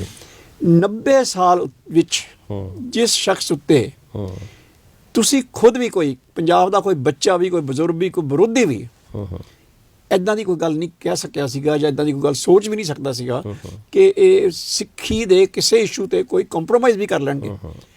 ਤੁਸੀਂ ਉਹਨਾਂ ਦੇ ਖਿਲਾਫ ਵੀ ਪ੍ਰੋਪੇਗੈਂਡਾ ਯਕੀਨ ਕਰ ਲਿਆ। ਇੱਥੋਂ ਤੱਕ ਐਲੀਗੇਸ਼ਨ ਲਾਤੇ ਵੀ ਕਰਵਾਇਆ ਹੀ ਇਹਨਾਂ ਨੇ। ਮੈਂ ਉਹੀ ਬੇਨਤੀ ਕਰ ਰਿਹਾ ਨਾ। ਅੱਛਾ, ਮੈਂ ਕਹਿੰਦਾ ਮੈਨੂੰ ਥੋੜਾ ਗਿਲਾ ਹੈ, ਇਹ ਆਪਣੇ ਲੋਕਾਂ ਤੇ ਗਿਲਾ ਹੈ ਥੋੜਾ, ਕਿ ਤੁਸੀਂ ਤੁਹਾਡੇ ਨਾਲ ਸਾਰੀ ਸਦੀ ਤੱਕ ਬੰਦਾ ਵਰਤਿਆ ਔਰ ਤੁਸੀਂ ਦੇਖਿਆ ਉਹ ਵਰਤਿਆ ਔਰ ਇੱਕ ਬਗਾਨਿਆਂ ਦੇ ਕਹਿਣ ਤੇ ਤੁਸੀਂ ਕਹਿੰਦੇ ਹੁੰਦੇ ਗੁਆਂਢੀਆਂ ਦੇ ਚੱਕੇ ਚਕਾਏ, ਤੁਸੀਂ ਆਪਣੇ ਘਰ ਦੇ ਬਜ਼ੁਰਗ ਦੀ ਸਾਰੀ ਜ਼ਿੰਦਗੀ ਦੀ ਕਮਾਈ ਤੇ ਪਾਣੀ ਫੇਰਤਾ ਔਰ ਤੁਸੀਂ ਸੋਚਿਆ ਤੱਕ ਨਹੀਂ ਵੀ ਇਹ ਜੋ ਅਸੀਂ ਕਹਿ ਰਹੇ ਹਾਂ ਐਡੀਆਂ ਵੱਡੀਆਂ ਵੱਡੀਆਂ ਗੱਲਾਂ ਕਹਿ ਰਹੇ ਹਾਂ, ਇੱਥੇ ਤੱਕ ਕਹਿਤਾ ਜੀ ਕਿ ਦੇਖੋ ਜੀ ਇਹ ਇਹਨਾਂ ਨੇ ਕਿਉਂ ਕਰਵਾਇਆ ਜੀ। ਕਿਸੇ ਕੋਲ ਅਜੇ ਤੱਕ ਜਵਾਬ ਨਹੀਂ ਵੀ ਜੇ ਇਹਨਾਂ ਨੇ ਕਰਾਇਆ ਤਾਂ ਫਿਰ ਇਹਨਾਂ ਨੂੰ ਕੀ ਕਹਾਣੀਆਂ ਤਾਂ ਬਹੁਤ ਆ ਰਹੀਆਂ ਵੀ ਉਹ ਮੁਆਫੀ ਮੰਗਵਾਈ, ਮੁਆਫੀ ਕੀਤੀ ਸੀ ਅਕਾਲ ਤਖਤ ਤੋਂ, ਕਈ ਕੁਝ ਗੱਲਾਂ ਜਿਹੜੀਆਂ ਪੋਲੀਟੀਕਲ ਗੱਲਾਂ ਨੂੰ ਧਾਰਮਿਕ ਨਾਲ ਜੋੜਿਆ ਤੇ ਇੱਧਰ ਕਰਕੇ ਕਹਾਣੀ ਇਦਾਂ ਦੀ ਬਣਾਈ, ਉਹ ਗੱਲਾਂ ਮੈਨੂੰ ਥੋੜਾ ਹੈ ਕਿ ਤੁਸੀਂ ਦੇਖੋ ਕੋਈ ਨਵੇਂ ਨਹੀਂ ਸੀ, ਕੋਈ ਸਰਦਾਰ ਪ੍ਰਕਾਸ਼ ਸਿੰਘ ਬਾਦਲ ਜਾਂ ਅਕਾਲੀ ਦਲ ਦੇ ਹੋਰ ਆਗੂ ਜਾਂ ਸੁਖਬੀਰ ਸਿੰਘ ਬਾਦਲ ਜਾਂ ਬਾਕੀ ਵੀ ਸਾਰੇ ਕੋਈ ਪੰਜਾਬੀਆਂ ਲਈ ਨਵੇਂ ਨਹੀਂ ਸੀ। ਕੋਈ ਜਿਹੜਾ ਕਿਸੇ ਦਾ ਅਸੀਂ ਕਿਸੇ ਨਾਲ ਮੈਂ ਤੁਹਾਡੇ ਉੱਤੇ ਕੋਈ ਇਲਜ਼ਾਮ ਲਾਣਾ ਹੋਵੇ, ਤੁਸੀਂ ਮੇਰੇ ਨਾਲ 50 ਸਾਲ ਤੋਂ ਵਰਤ ਰਹੇ ਆ ਤਾਂ ਮੈਂ ਪਹਿਲੀ ਗੱਲ ਇਹ ਸੋਚੂੰਗਾ ਕਿ ਕੀ 50 ਸਾਲ ਜਿੱਦਾਂ ਤੋਂ ਮੈਂ ਤੁਹਾਨੂੰ ਦੇਖਿਆ ਤੁਸੀਂ ਇਹ ਕਰ ਵੀ ਸਕਦੇ ਹੋ। ਜੇ ਮੈਨੂੰ ਤੁਹਾਡੇ ਕੈਰੈਕਟਰ ਬਾਰੇ ਪਤਾ ਹੈ ਕਿ ਤੁਸੀਂ ਇਦਾਂ ਨਹੀਂ ਕਰ ਸਕਦੇ ਤਾਂ ਮੈਂ 100 ਵਾਰੀ ਪਹਿਲਾਂ ਸ਼ੋਰ ਹੋਣਾ ਚਾਹੂੰਗਾ ਵੀ ਯਾਰ ਜੇ ਇਲਜ਼ਾਮ ਲੱਗਿਆ ਤਾਂ ਇਹਦੀ ਮੈਨੂੰ ਠੋਸ ਸਬੂਤ ਚਾਹੀਦਾ। ਇੱਥੇ ਸਬੂਤ ਕੀ ਹੈ? ਕੋਈ ਸਬੂਤ ਨਹੀਂ। ਗਾਲਾਂ, ਇਲਜ਼ਾਮ ਤਰਾਸ਼ੀ ਔਰ ਜੋ ਮੈਂ ਕਹਿੰਦਾ ਇਸ ਤਰ੍ਹਾਂ ਸਪੀਚਾਂ ਦਿੱਤੀਆਂ ਗਈਆਂ ਕਿ ਜਿੱਦਾਂ ਸਾਹਮਣੇ ਫੋਟੋਆਂ ਹੀ ਵੀਡੀਓ ਹੀ ਬਣਾਏ ਗਏ ਹੁਣ ਵੀ ਆਹ ਲੋ ਜੀ ਬੇਅਦਬੀ ਕਰ ਰਹੇ ਆ ਜੀ, ਆਹ ਬੰਦੇ ਮਾਰਤੇ ਜੀ, ਆਹ ਹੁਕਮ ਕਰਤਾ ਗਿਆ ਜੀ, ਇੱਦਾਂ ਦੀਆਂ ਕਹਾਣੀਆਂ ਪੰਜਾਬ ਦੇ ਮੂਹਰੇ ਸੱਚਾਈ ਬਣਾ ਕੇ ਪੇਸ਼ ਕੀਤੀਆਂ ਗਈਆਂ। ਔਰ ਅੱਜ ਤੱਕ ਔਰ ਮੇਰੀ ਇੱਕ ਹੋਰ ਅਰਦਾਸ ਪੂਰੀ ਨਹੀਂ ਹੋਈ ਅਜੇ ਵੈਸੇ, ਤੇ ਹੁਣ ਤਾਂ ਖੈਰ ਉਹ ਪ੍ਰਮਾਤਮਾ ਅਕਾਲ ਪੁਰਖ ਦੇਖਦਾ ਵੀ ਕਿਉਂ ਨਹੀਂ ਪੂਰੀ ਹੋਈ ਔਰ ਚੰਗਾ ਹੋਇਆ ਨਹੀਂ ਹੋਈ, ਪਰ ਮੇਰੀ ਇੱਕ ਅਰਦਾਸ ਇਹ ਵੀ ਸੀ ਵੀ ਚੰਨੀ ਦੀ ਥਾਂ ਤੇ ਸਿੱਧੂ ਬਣਦਾ, ਨਵਜੋਤ ਸਿੱਧੂ ਬਣਦਾ ਸੀਐਮ, ਤਾਂ ਚੰਗੀ ਤਰ੍ਹਾਂ ਗੱਲ ਕਲੀਅਰ ਹੁੰਦੀ ਫਿਰ ਕਿ ਜਿਹੜੀਆਂ ਗੱਲਾਂ ਕਰਦੇ ਨੇ ਅਸੀਂ ਵੱਡੀਆਂ ਵੱਡੀਆਂ ਤਾਂ ਆਓ ਅੱਛਾ ਹੁਣ ਜਿਹੜਾ ਵੈਸੇ ਤਾਂ ਅਕਾਲ ਪੁਰਖ ਨੇ ਉਹ ਕੰਮ ਕੀਤਾ ਉਹਨੂੰ ਕਿਉਂਕਿ ਰੂਲਿੰਗ ਪਾਰਟੀ ਦਾ ਪ੍ਰੈਜ਼ੀਡੈਂਟ ਬਣਾਇਆ, ਤੇ ਜੇ ਹੁਣ ਵੀ ਔਰ ਆਪਣੀ ਮਰਜ਼ੀ ਦਾ ਡੀਜੀਪੀ ਲਵਾਇਆ, ਸਾਰਾ ਕੁਝ ਤਾਂ ਆਪਣੀ ਮਰਜ਼ੀ ਦਾ ਕਰਵਾ ਲਿਆ, ਏਜੀਪੀ ਬਦਲਵਾ ਲਿਆ, ਤਾਂ ਸਰਕਾਰ ਤਾਂ ਤੇਰੀ ਆ ਫਿਰ ਚੰਨੀ ਦੀ ਥੋੜੇ ਆ। ਪਰ ਉਹ ਕਹਿੰਦੇ ਇੱਕ ਕੰਮ ਤੇ ਮੈਂ ਕਰਵਾ ਹੀ ਲਿਆ ਨਾ, ਆਪਣਾ ਡੀਜੀਪੀ ਏਜੀ ਲਵਾ ਕੇ ਬਿਕਰਮ ਸਿੰਘ ਮਜੀਠੀਆ ਵਿਰੁੱਧ ਐਫਆਈ ਜਿਹੜੀ ਦਰਜ ਹੋਈ ਉਹ ਮੇਰੀ ਐਫਰਟਸ ਕਰਕੇ ਹੋਈ। ਬਿਲਕੁਲ ਮੈਂ ਕਹਿੰਦਾ ਆਹ ਦੇਖੋ ਤੁਸੀਂ ਮੈਂ ਤਾਂ ਇਲਜ਼ਾਮ ਲਾਣਾ ਸੀਗਾ, ਤੁਸੀਂ ਕਹਿੰਦੇ ਹੈ ਹੀ ਸੱਚਾਈ ਇਹ। ਉਹ ਕਹਿੰਦੇ ਮੈਂ ਅਸਤੀਫਾ ਦਿੱਤਾ, ਉਸ ਤੋਂ ਬਾਅਦ ਜਿਹੜੇ ਅਧਿਕਾਰੀ ਬਦਲੇ ਤੇ ਉਸ ਤੋਂ ਬਾਅਦ ਇਹ ਕੰਮ ਹੋਇਆ, ਨਹੀਂ ਤੇ ਇਹ ਵੀ ਨਹੀਂ ਹੋਣਾ। ਮੈਂ ਤਾਂ ਅਸੀਂ ਤਾਂ ਇਹ ਗੱਲ ਤਾਂ ਜਿਹੜੀ ਹੈ ਅਸੀਂ ਕਹਿਣੀ ਸੀ ਵੀ ਇਹਨੇ ਕਰਵਾਇਆ, ਠੀਕ ਹੈ ਨਾ, ਤੇ ਇਹ ਤਾਂ ਖੁਦ ਹੀ ਕਲੇਮ ਕਰ ਰਹੇ ਵੀ ਅਸੀਂ ਕਰਵਾਇਆ। ਇਹ ਮਤਲਬ ਕਾਨੂੰਨ ਦੇ ਹਿਸਾਬ ਨਾਲ ਨਹੀਂ ਹੋਇਆ, ਤੁਸੀਂ ਖੁਦ ਡੀਜੀਪੀ ਬਦਲਵਾਇਆ ਇਸੇ ਕੰਮ ਦੇ ਲਈ, ਏਜੀ ਬਦਲਾਇਆ। ਔਰ ਮੈਂ ਹੋਰ ਪੁੱਛਾਂ, ਨਹੀਂ ਉਹ ਕਹਿੰਦੇ ਦਬਕੇ ਮਾਰ ਰਹੇ ਅਕਾਲੀ ਦਲ ਵਾਲੇ, ਕੋਈ ਅਫਸਰ ਭਾਰ ਹੀ ਨਹੀਂ ਚੱਕਦਾ। ਅੱਛਾ ਅਸੀਂ ਸਰਕਾਰ ਤੋਂ ਬਾਹਰ ਬੈਠੇ ਆ ਤੇ ਅਫਸਰ ਸਾਡੀ ਮੰਨਦੇ, ਤੁਹਾਡੀ ਕਾਹਦੀ ਸਰਕਾਰ ਹੈ, ਅਸਤੀਫਾ ਦਿਓ।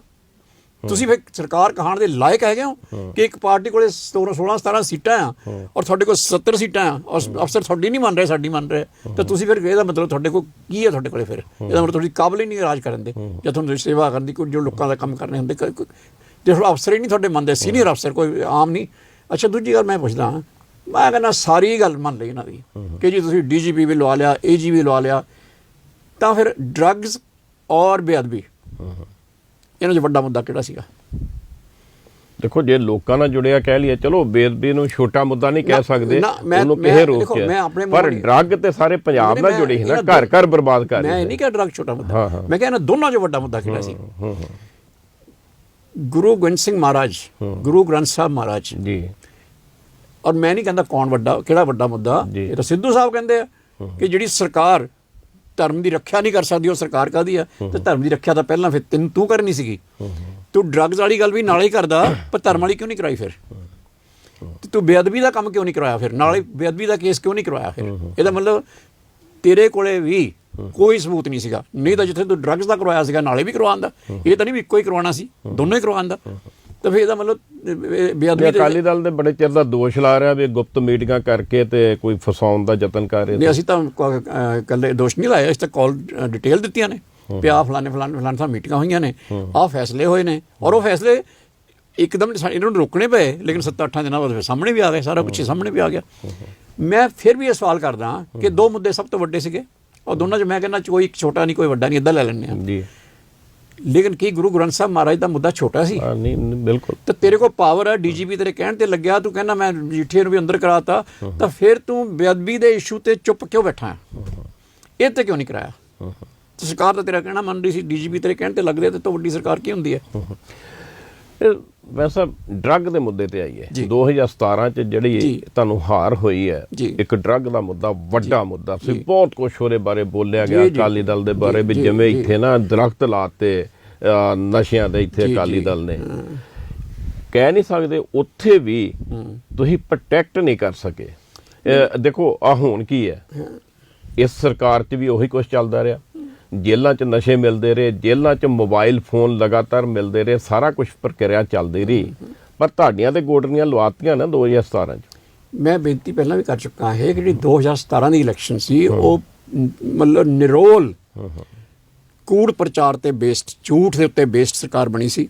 ਕੂੜ ਪ੍ਰਚਾਰ ਨੂੰ ਕਿਉਂ ਨਹੀਂ ਤੁਸੀਂ ਸੱਚ 'ਚ ਸਾਬਤ ਕਰ ਸਕੇ? ਮੈਂ ਦੇਖੋ ਜਦੋਂ ਸਾਡੇ ਰਿਜ਼ਲਟ ਆਏ ਆ ਉਸੇ ਦਿਨ ਹੀ ਤੁਹਾਨੂੰ ਯਾਦ ਹੋਏ, ਉਸੇ ਦਿਨ ਮੈਂ ਟੀਵੀ ਚੈਨਲ ਤੇ ਆ ਕੇ ਵੀ ਸੌਰੀ ਔਰ ਅਖਬਾਰਾਂ ਦੇ ਵਿੱਚ ਵੀ ਮੈਂ ਸਪਸ਼ਟ ਇਹ ਗੱਲ ਕਹੀ ਸੀ ਕਿ ਲੋਕੀ ਇਸ ਗੱਲ ਨੂੰ ਖੁਦ ਮੰਨਦੇ ਆ ਕਿ ਸਰਕਾਰ ਦੇ ਤੌਰ ਤੇ ਤਾਂ ਵਧੀਆ ਸਰਕਾਰ ਕੋਈ ਨਹੀਂ ਸੀ, ਲੇਕਿਨ ਫਿਰ ਅਸੀਂ ਫੇਲ ਕਿਉਂ ਹੋ ਗਏ।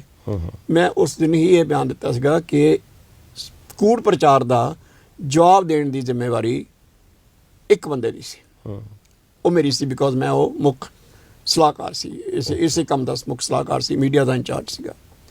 ਮੈਂ ਉਸ ਦਿਨ ਇਹ ਗੱਲ ਕਹੀ ਸੀ ਕਿ ਇਹ ਮੇਰੀ ਜ਼ਿੰਦਗੀ ਦਾ ਸਭ ਤੋਂ ਵੱਡਾ ਪਛਤਾਤਾਪ ਰਹੇਗਾ ਕਿ ਇੱਕ ਮੈਂ ਸਾਫ਼ ਸੁਥਰੀ ਨਿਰੋਲ, ਜਿਹਨੂੰ ਦੁਨੀਆ ਮੰਨਦੀ, ਅੱਜ ਵੀ ਮੰਨਦੀ ਹੈ ਕਿ ਜਦੋਂ ਦੇ ਕੰਮ ਉਸ ਵੇਲੇ ਹੋਏ ਵਧੀਆ, ਉਹ ਕਦੇ ਪਹਿਲਾਂ ਹੋਏ ਨਹੀਂ, ਔਰ ਮੂੰਹ ਬੋਲਦੀਆਂ ਤਸਵੀਰਾਂ ਸਭ ਨੂੰ ਨਜ਼ਰ ਆ ਰਹੀਆਂ ਨੇ। ਮੈਂ ਉਸ ਸਰਕਾਰ ਨੂੰ ਡਿਫੈਂਡ ਨਹੀਂ ਕਰ ਸਕਿਆ, ਇਹ ਮੇਰੀ ਜ਼ਿੰਦਗੀ ਦਾ ਸਭ ਤੋਂ ਵੱਡਾ ਪਛਤਾਵਾ ਹੈ। ਓਕੇ, ਕਿਤੇ ਰਹਿ ਗਈ ਘੱਟ।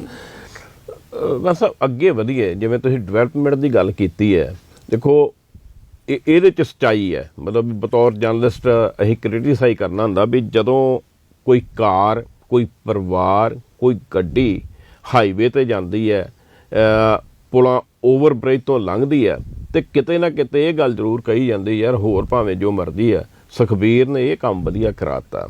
ਇਸੇ ਤਰ੍ਹਾਂ 10 ਸਾਲਾਂ 'ਚ ਡਿਵੈਲਪਮੈਂਟ ਦੇ ਕੰਮ ਆਪਾਂ ਕਹਿ ਲਈਏ, ਜਿਹੜੇ ਜ਼ਿਲ੍ਹਾ ਕੰਪਲੈਕਸ ਬਣਾਏ, ਇੱਕ ਥਾਂ ਤੇ ਦਫ਼ਤਰ ਕੀਤੇ, ਮੋਹਾਲੀ 'ਚ ਮੰਡੀ ਭਵਨ, ਮੋਹਾਲੀ 'ਚ ਜੰਗਲਾਤ ਭਵਨ, ਇੱਦਾਂ ਦੀਆਂ ਵੱਡੀਆਂ ਵੱਡੀਆਂ ਬਿਲਡਿੰਗਾਂ ਬਣੀਆਂ, ਸਾਰਾ ਕੁਝ ਹੋਇਆ, ਪਰ ਵਿਕਾਸ ਦੀ ਗੱਲ ਕਿਤੇ ਹੋ ਨਹੀਂ ਰਹੀ।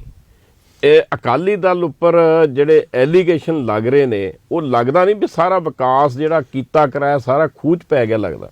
ਤਲਵੰਡਰ ਸਿੰਘ ਜੀ, ਉਹ ਗੱਲ ਹੀ ਮੈਂ ਇਹ ਕਹਿ ਰਿਹਾ ਨਾ ਕਿ ਵਿਕਾਸ ਦੇ ਖਿਲਾਫ ਕਹਿਣ ਨੂੰ ਕੁਝ ਸੀਗਾ ਹੀ ਨਹੀਂ। ਮੈਂ ਤੁਸੀਂ ਇਹ ਗੱਲਾਂ ਕਰ ਰਹੇ ਹੋ ਕੰਪਲੈਕਸਿਸ ਦੀਆਂ, ਤਾਂ ਭਵਨ ਵਗੈਰਾ ਔਰ ਅੱਛੇ ਇਨਫਰਾਸਟ੍ਰਕਚਰ ਦੀਆਂ, ਮੈਂ ਤੁਹਾਨੂੰ ਉਹ ਤੋਂ ਅੱਗੇ ਲਿਆਣਾ। ਵਿਕਾਸ ਅਸਲ 'ਚ ਉਹ ਹੁੰਦਾ ਹੈ ਕਿ ਜਿਹੜਾ ਮਹਾਤਮਾ ਗਾਂਧੀ ਨੇ ਗੱਲ ਕਹੀ ਸੀ ਕਿ ਵਿਕਾਸ ਉਹ ਹੁੰਦਾ ਕਿ ਜਿਹੜਾ ਸਮਾਜ ਦੇ ਸਭ ਤੋਂ ਕਮਜ਼ੋਰ ਵਿਅਕਤੀ ਤੱਕ ਵੀ ਉਹਦਾ ਅਸਰ ਨਜ਼ਰ ਆਵੇ। ਸ਼੍ਰੋਮਣੀ ਅਕਾਲੀ ਦਲ ਦੀ ਸਰਕਾਰ ਜਦੋਂ ਸੀਗੀ, ਤੁਹਾਨੂੰ ਯਾਦ ਹੋਏਗਾ ਕਿ ਪੰਜਾਬ ਵਿੱਚ 14-14 ਘੰਟੇ ਦੇ ਕੱਟ ਲੱਗਦੇ ਸੀ, ਔਰ ਬਿਜਲੀ ਹਰੇਕ ਘਰ 'ਚ ਹੁੰਦੀ ਹੈ, ਗਰੀਬ ਹੋਵੇ, ਅਮੀਰ ਹੋਵੇ, ਦਰਮਿਆਨਾ ਹੋਵੇ, ਹਰੇਕ ਦੇ। ਸਰਪਲਸ ਬਿਜਲੀ ਦਾ ਨਾਰਾ ਦਿੱਤਾ ਸੀ ਅਸੀਂ, ਨਾਰਾ ਦਿੱਤਾ ਸੀਗਾ ਸਰ ਸੁਖਬੀਰ ਸਿੰਘ ਬਾਦਲ ਨੇ ਕਿ ਮੈਂ ਪੰਜਾਬ 'ਚ ਬਿਜਲੀ ਆਮੋ ਆਮ ਹੀ ਨਹੀਂ ਕਰ ਦਾਂਗਾ, ਬਲਕਿ ਪੰਜਾਬ ਨੂੰ ਪਾਵਰ ਦੇ ਪੱਖੋਂ ਸਰਪਲਸ ਕਰ ਦਾਂਗਾ, ਇੰਨੀ ਕਰ ਦਾਂਗੇ ਕਿ ਲੋੜ ਤੋਂ ਵੀ ਵੱਧ ਹੋਵੇ। ਮੈਨੂੰ ਯਾਦ ਆ ਕਿ ਸਾਰਿਆਂ ਨੇ ਕਿਹਾ ਸੀ ਗੱਪੀ ਹੈ, ਇਹ ਗੱਪਾ ਮਾਰਦਾ ਹੈ, ਕਿਵੇਂ ਹੋ ਜਾਏਗਾ, 14-14 ਘੰਟੇ ਦੇ ਕੱਟ ਲੱਗਦੇ ਆ, ਤੂੰ ਵੱਧ ਵੱਧ ਕਹਿਣਾ ਤਾਂ ਇਹ ਕਹਿ ਲਾ ਮੈਂ ਕੱਟ ਘਟਾ ਦਾਂਗਾ।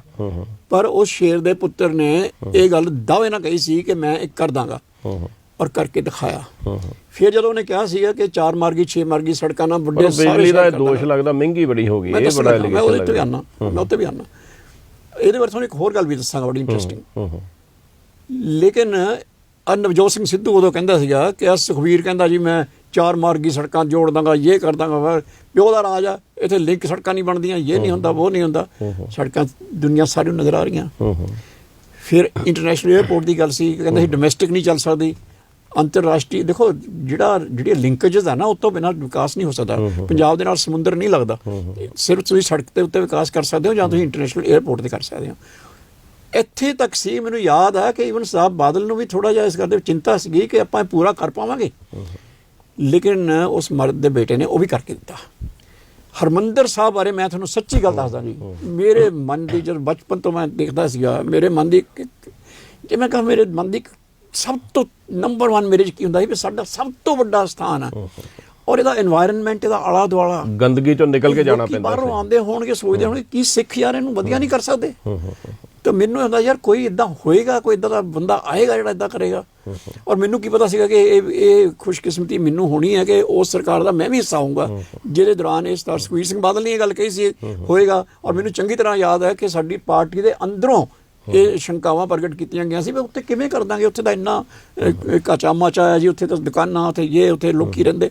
ਸਾਰਾ ਕੁਝ ਅਕਾਲ ਪੁਰਖ ਦੀ ਕਿਰਪਾ ਨਾਲ ਪੂਰਾ ਹੋਇਆ। ਤੁਹਾਨੂੰ ਕਿੰਨੀਆਂ ਗੱਲਾਂ ਬਣਾ ਦਵਾਂ। ਸਾਹਿਬ ਬਾਦਲ ਦੀ ਵੀ ਆਦਤ ਹੈ ਕਿ ਉਹਨਾਂ ਨੇ ਜਿਹੜੀ ਗੱਲ ਕਹਿੰਦੇ ਆ ਵੱਡੀ ਕਹਿੰਦੇ ਆ ਉਹ ਪੂਰੀ ਕਰਦੇ ਆ। ਜਿਵੇਂ ਕਿਹਾ ਸੀ ਪੰਜਾਬ 'ਚ ਕਿਸਾਨਾਂ ਨੂੰ ਬਿਜਲੀ ਮੁਫਤ ਦੇਵਾਂਗੇ, ਕਾਂਗਰਸ ਵਾਲੇ ਕਹਿੰਦੇ ਸੀ ਦਿੱਤੀ ਨਹੀਂ ਜਾ ਸਕਦੀ, ਠੀਕ ਹੈ ਨਾ, ਅੱਜ ਤੱਕ ਦਿੱਤੀ ਜਾ ਰਹੀ ਹੈ। ਜੇ ਅਸੀਂ ਸ਼ਗਨ ਸਕੀਮ ਦੀ ਗੱਲ ਕੀਤੀ ਸੀ, ਅੱਜ ਤੱਕ ਦਿੱਤੀ ਜਾ ਰਹੀ ਹੈ। ਆਟਾ ਦਾਲ ਦੀ ਸਕੀਮ ਕੀਤੀ ਸੀ, ਦਿੱਤੀ ਜਾ ਰਹੀ ਹੈ। ਮੈਰੀਟੋਰੀਅਸ ਦੀ ਕੀਤੀ ਸੀ, ਦਿੱਤੀ ਗਈ ਹੈ। ਬੱਚਿਆਂ ਨੂੰ ਕਿਹਾ ਸੀ ਸਕੂਲ ਆਪਣੇ ਲੜਕੀਆਂ ਨੂੰ ਸਾਈਕਲ ਦੇਵਾਂਗੇ, ਦਿੱਤੇ ਗਏ। ISB international Indian school of business management, IIT, ਮੈਂ ਕਿਹੜੀਆਂ ਚੀਜ਼ਾਂ ਨਾਲ ਲਵਾਂ, ਉਹ ਸਾਰੀਆਂ ਕਰਕੇ ਦਿਖਾਈਆਂ। ਔਰ ਕਦੇ ਬਾਂਹ ਕੱਢ ਕੇ ਨਹੀਂ ਕਿ ਅਸੀਂ ਆਹ ਕੀਤਾ, ਅਸੀਂ ਉਹ ਕੀਤਾ। ਮੈਂ ਤਾਂ ਕਹਿੰਦਾ ਉੱਥੇ ਸ਼ਾਇਦ ਅਸੀਂ ਫੇਲ ਹੋਏ, ਸ਼ਾਇਦ ਤੁਹਾਡੀ ਗੱਲ। ਉਹ ਦੂਜੀ ਗੱਲ ਦਾ ਜਵਾਬ ਇਹ ਹੈਗਾ ਕਿ ਅਸੀਂ ਨਾ ਬਹੁਤ ਹਉਮੈ 'ਚ ਨਹੀਂ ਫਸੇ ਪਏ। ਅਸੀਂ ਤਾਂ ਜੀ ਮੈਂ ਤਾਂ ਭਗਵੰਤ ਸਿੰਘ ਦਾ ਬੇਟਾ, ਮੈਂ ਦਿਖਾਵਾ ਕਰਤਾ, ਉਹ 'ਚ ਨਹੀਂ ਪਏ। ਅਸੀਂ ਕੰਮ 'ਚ ਹੀ ਇੰਨੇ ਬਿਜ਼ੀ ਰਹੇ ਹਾਂ। ਸਰ ਸੁਖਬੀਰ ਸਿੰਘ ਬਾਦਲ ਅੱਜ ਵੀ ਤੁਸੀਂ ਦੇਖਿਆ ਪਿਛਲੇ 4.5 ਸਾਲ ਤੋਂ ਹਰ ਰੋਜ਼ ਪਿੰਡਾਂ 'ਚ ਹੁੰਦਾ ਸੁਭਾਅ ਆ। ਮੈਂ ਸਮਝਦਾ ਬਾਪ ਵੱਲੋਂ ਆਇਆ, ਵੱਡੇ ਬਾਦਲ ਸਾਹਿਬ ਦਾ ਸੁਭਾਅ ਆਇਆ, ਉਹੀ ਸਰ ਸੁਖਬੀਰ ਸਿੰਘ ਬਾਦਲ ਦੇ ਸੁਭਾਅ 'ਚ ਆ ਗਿਆ। ਸੋ ਇਹ ਤਾਂ ਮੈਂ ਕਹਿੰਦਾ ਸਮਝ ਬੜੀ ਵਧੀਆ ਗੱਲ ਹੈ। ਵੈਸੇ ਤੁਸੀਂ ਸੰਘੀ ਢਾਂਚੇ ਦੀ ਗੱਲ ਕਰੀਏ, ਭਾਰਤੀ ਜਨਤਾ ਪਾਰਟੀ ਨਾਲ ਅਲਾਇੰਸ ਕੀਤਾ ਉਦੋਂ ਪ੍ਰਕਾਸ਼ ਸਿੰਘ ਬਾਦਲ ਹੋਣਾ ਨੇ ਕਿਹਾ ਸੀ, ਜਦੋਂ ਅੱਤਵਾਦ ਦਾ ਦੌਰ ਖਤਮ ਹੋਇਆ, ਵੀ ਪੰਜਾਬ 'ਚ ਭਾਈਚਾਰਕ ਸਾਂਝ ਬਣਾਉਣ ਲਈ ਉਹਨਾਂ ਨੇ ਇਹ ਰਿਸ਼ਤੇ ਕਾਇਮ ਕੀਤੇ ਆ। ਚੰਗੀ ਗੱਲ ਆ, ਪਰ ਉਹ ਰਿਸ਼ਤਿਆਂ ਵਿੱਚੋਂ ਲੱਗਦਾ ਨਹੀਂ ਵੀ ਜਿਹੜਾ ਖੇਤਰੀ ਪਾਰਟੀ ਵਾਲੀ ਇੱਕ ਖੁਸ਼ਬੂ ਸੀ ਸ਼੍ਰੋਮਣੀ ਅਕਾਲੀ ਦਲ ਵਿੱਚ ਆਉਂਦੀ, ਲੱਗਦਾ ਸੀ ਵੀ ਪੰਜਾਬ ਦਾ ਵਾਰਸ ਹੈ ਜੇ ਕੋਈ ਤੇ ਇੱਕ ਅਕਾਲੀ ਹੈ। ਅਕਾਲੀ ਦਾ ਕਰੈਕਟਰ ਹੀ ਬੜਾ ਵੱਡਾ, ਜਿੱਦਾਂ ਕਹਿੰਦੇ ਨਾ ਕਾਮਰੇਡ ਦਾ ਅਰਥ ਇਹ ਮੰਨਿਆ ਜਾਂਦਾ, ਜਦੋਂ ਜਿਹੜਾ ਇਮਾਨਦਾਰ ਹੋਵੇ ਯਾਰ ਇਹ ਤੇ ਕਾਮਰੇਡ ਜਿਹਾ। ਅਕਾਲੀ ਦਾ ਇਹ ਹੁੰਦਾ ਹੈ ਵੀ ਉਹਨੇ ਤੇ ਖੜ ਜਾਣਾ ਜੀ, ਭਾਵੇਂ ਕਿਸੇ ਦੀ ਧੀ ਭੈਣ ਦਾ ਮੁੱਦਾ, ਭਾਵੇਂ ਪੰਜਾਬ ਦਾ ਮੁੱਦਾ, ਕੋਈ ਮੁੱਦਾ।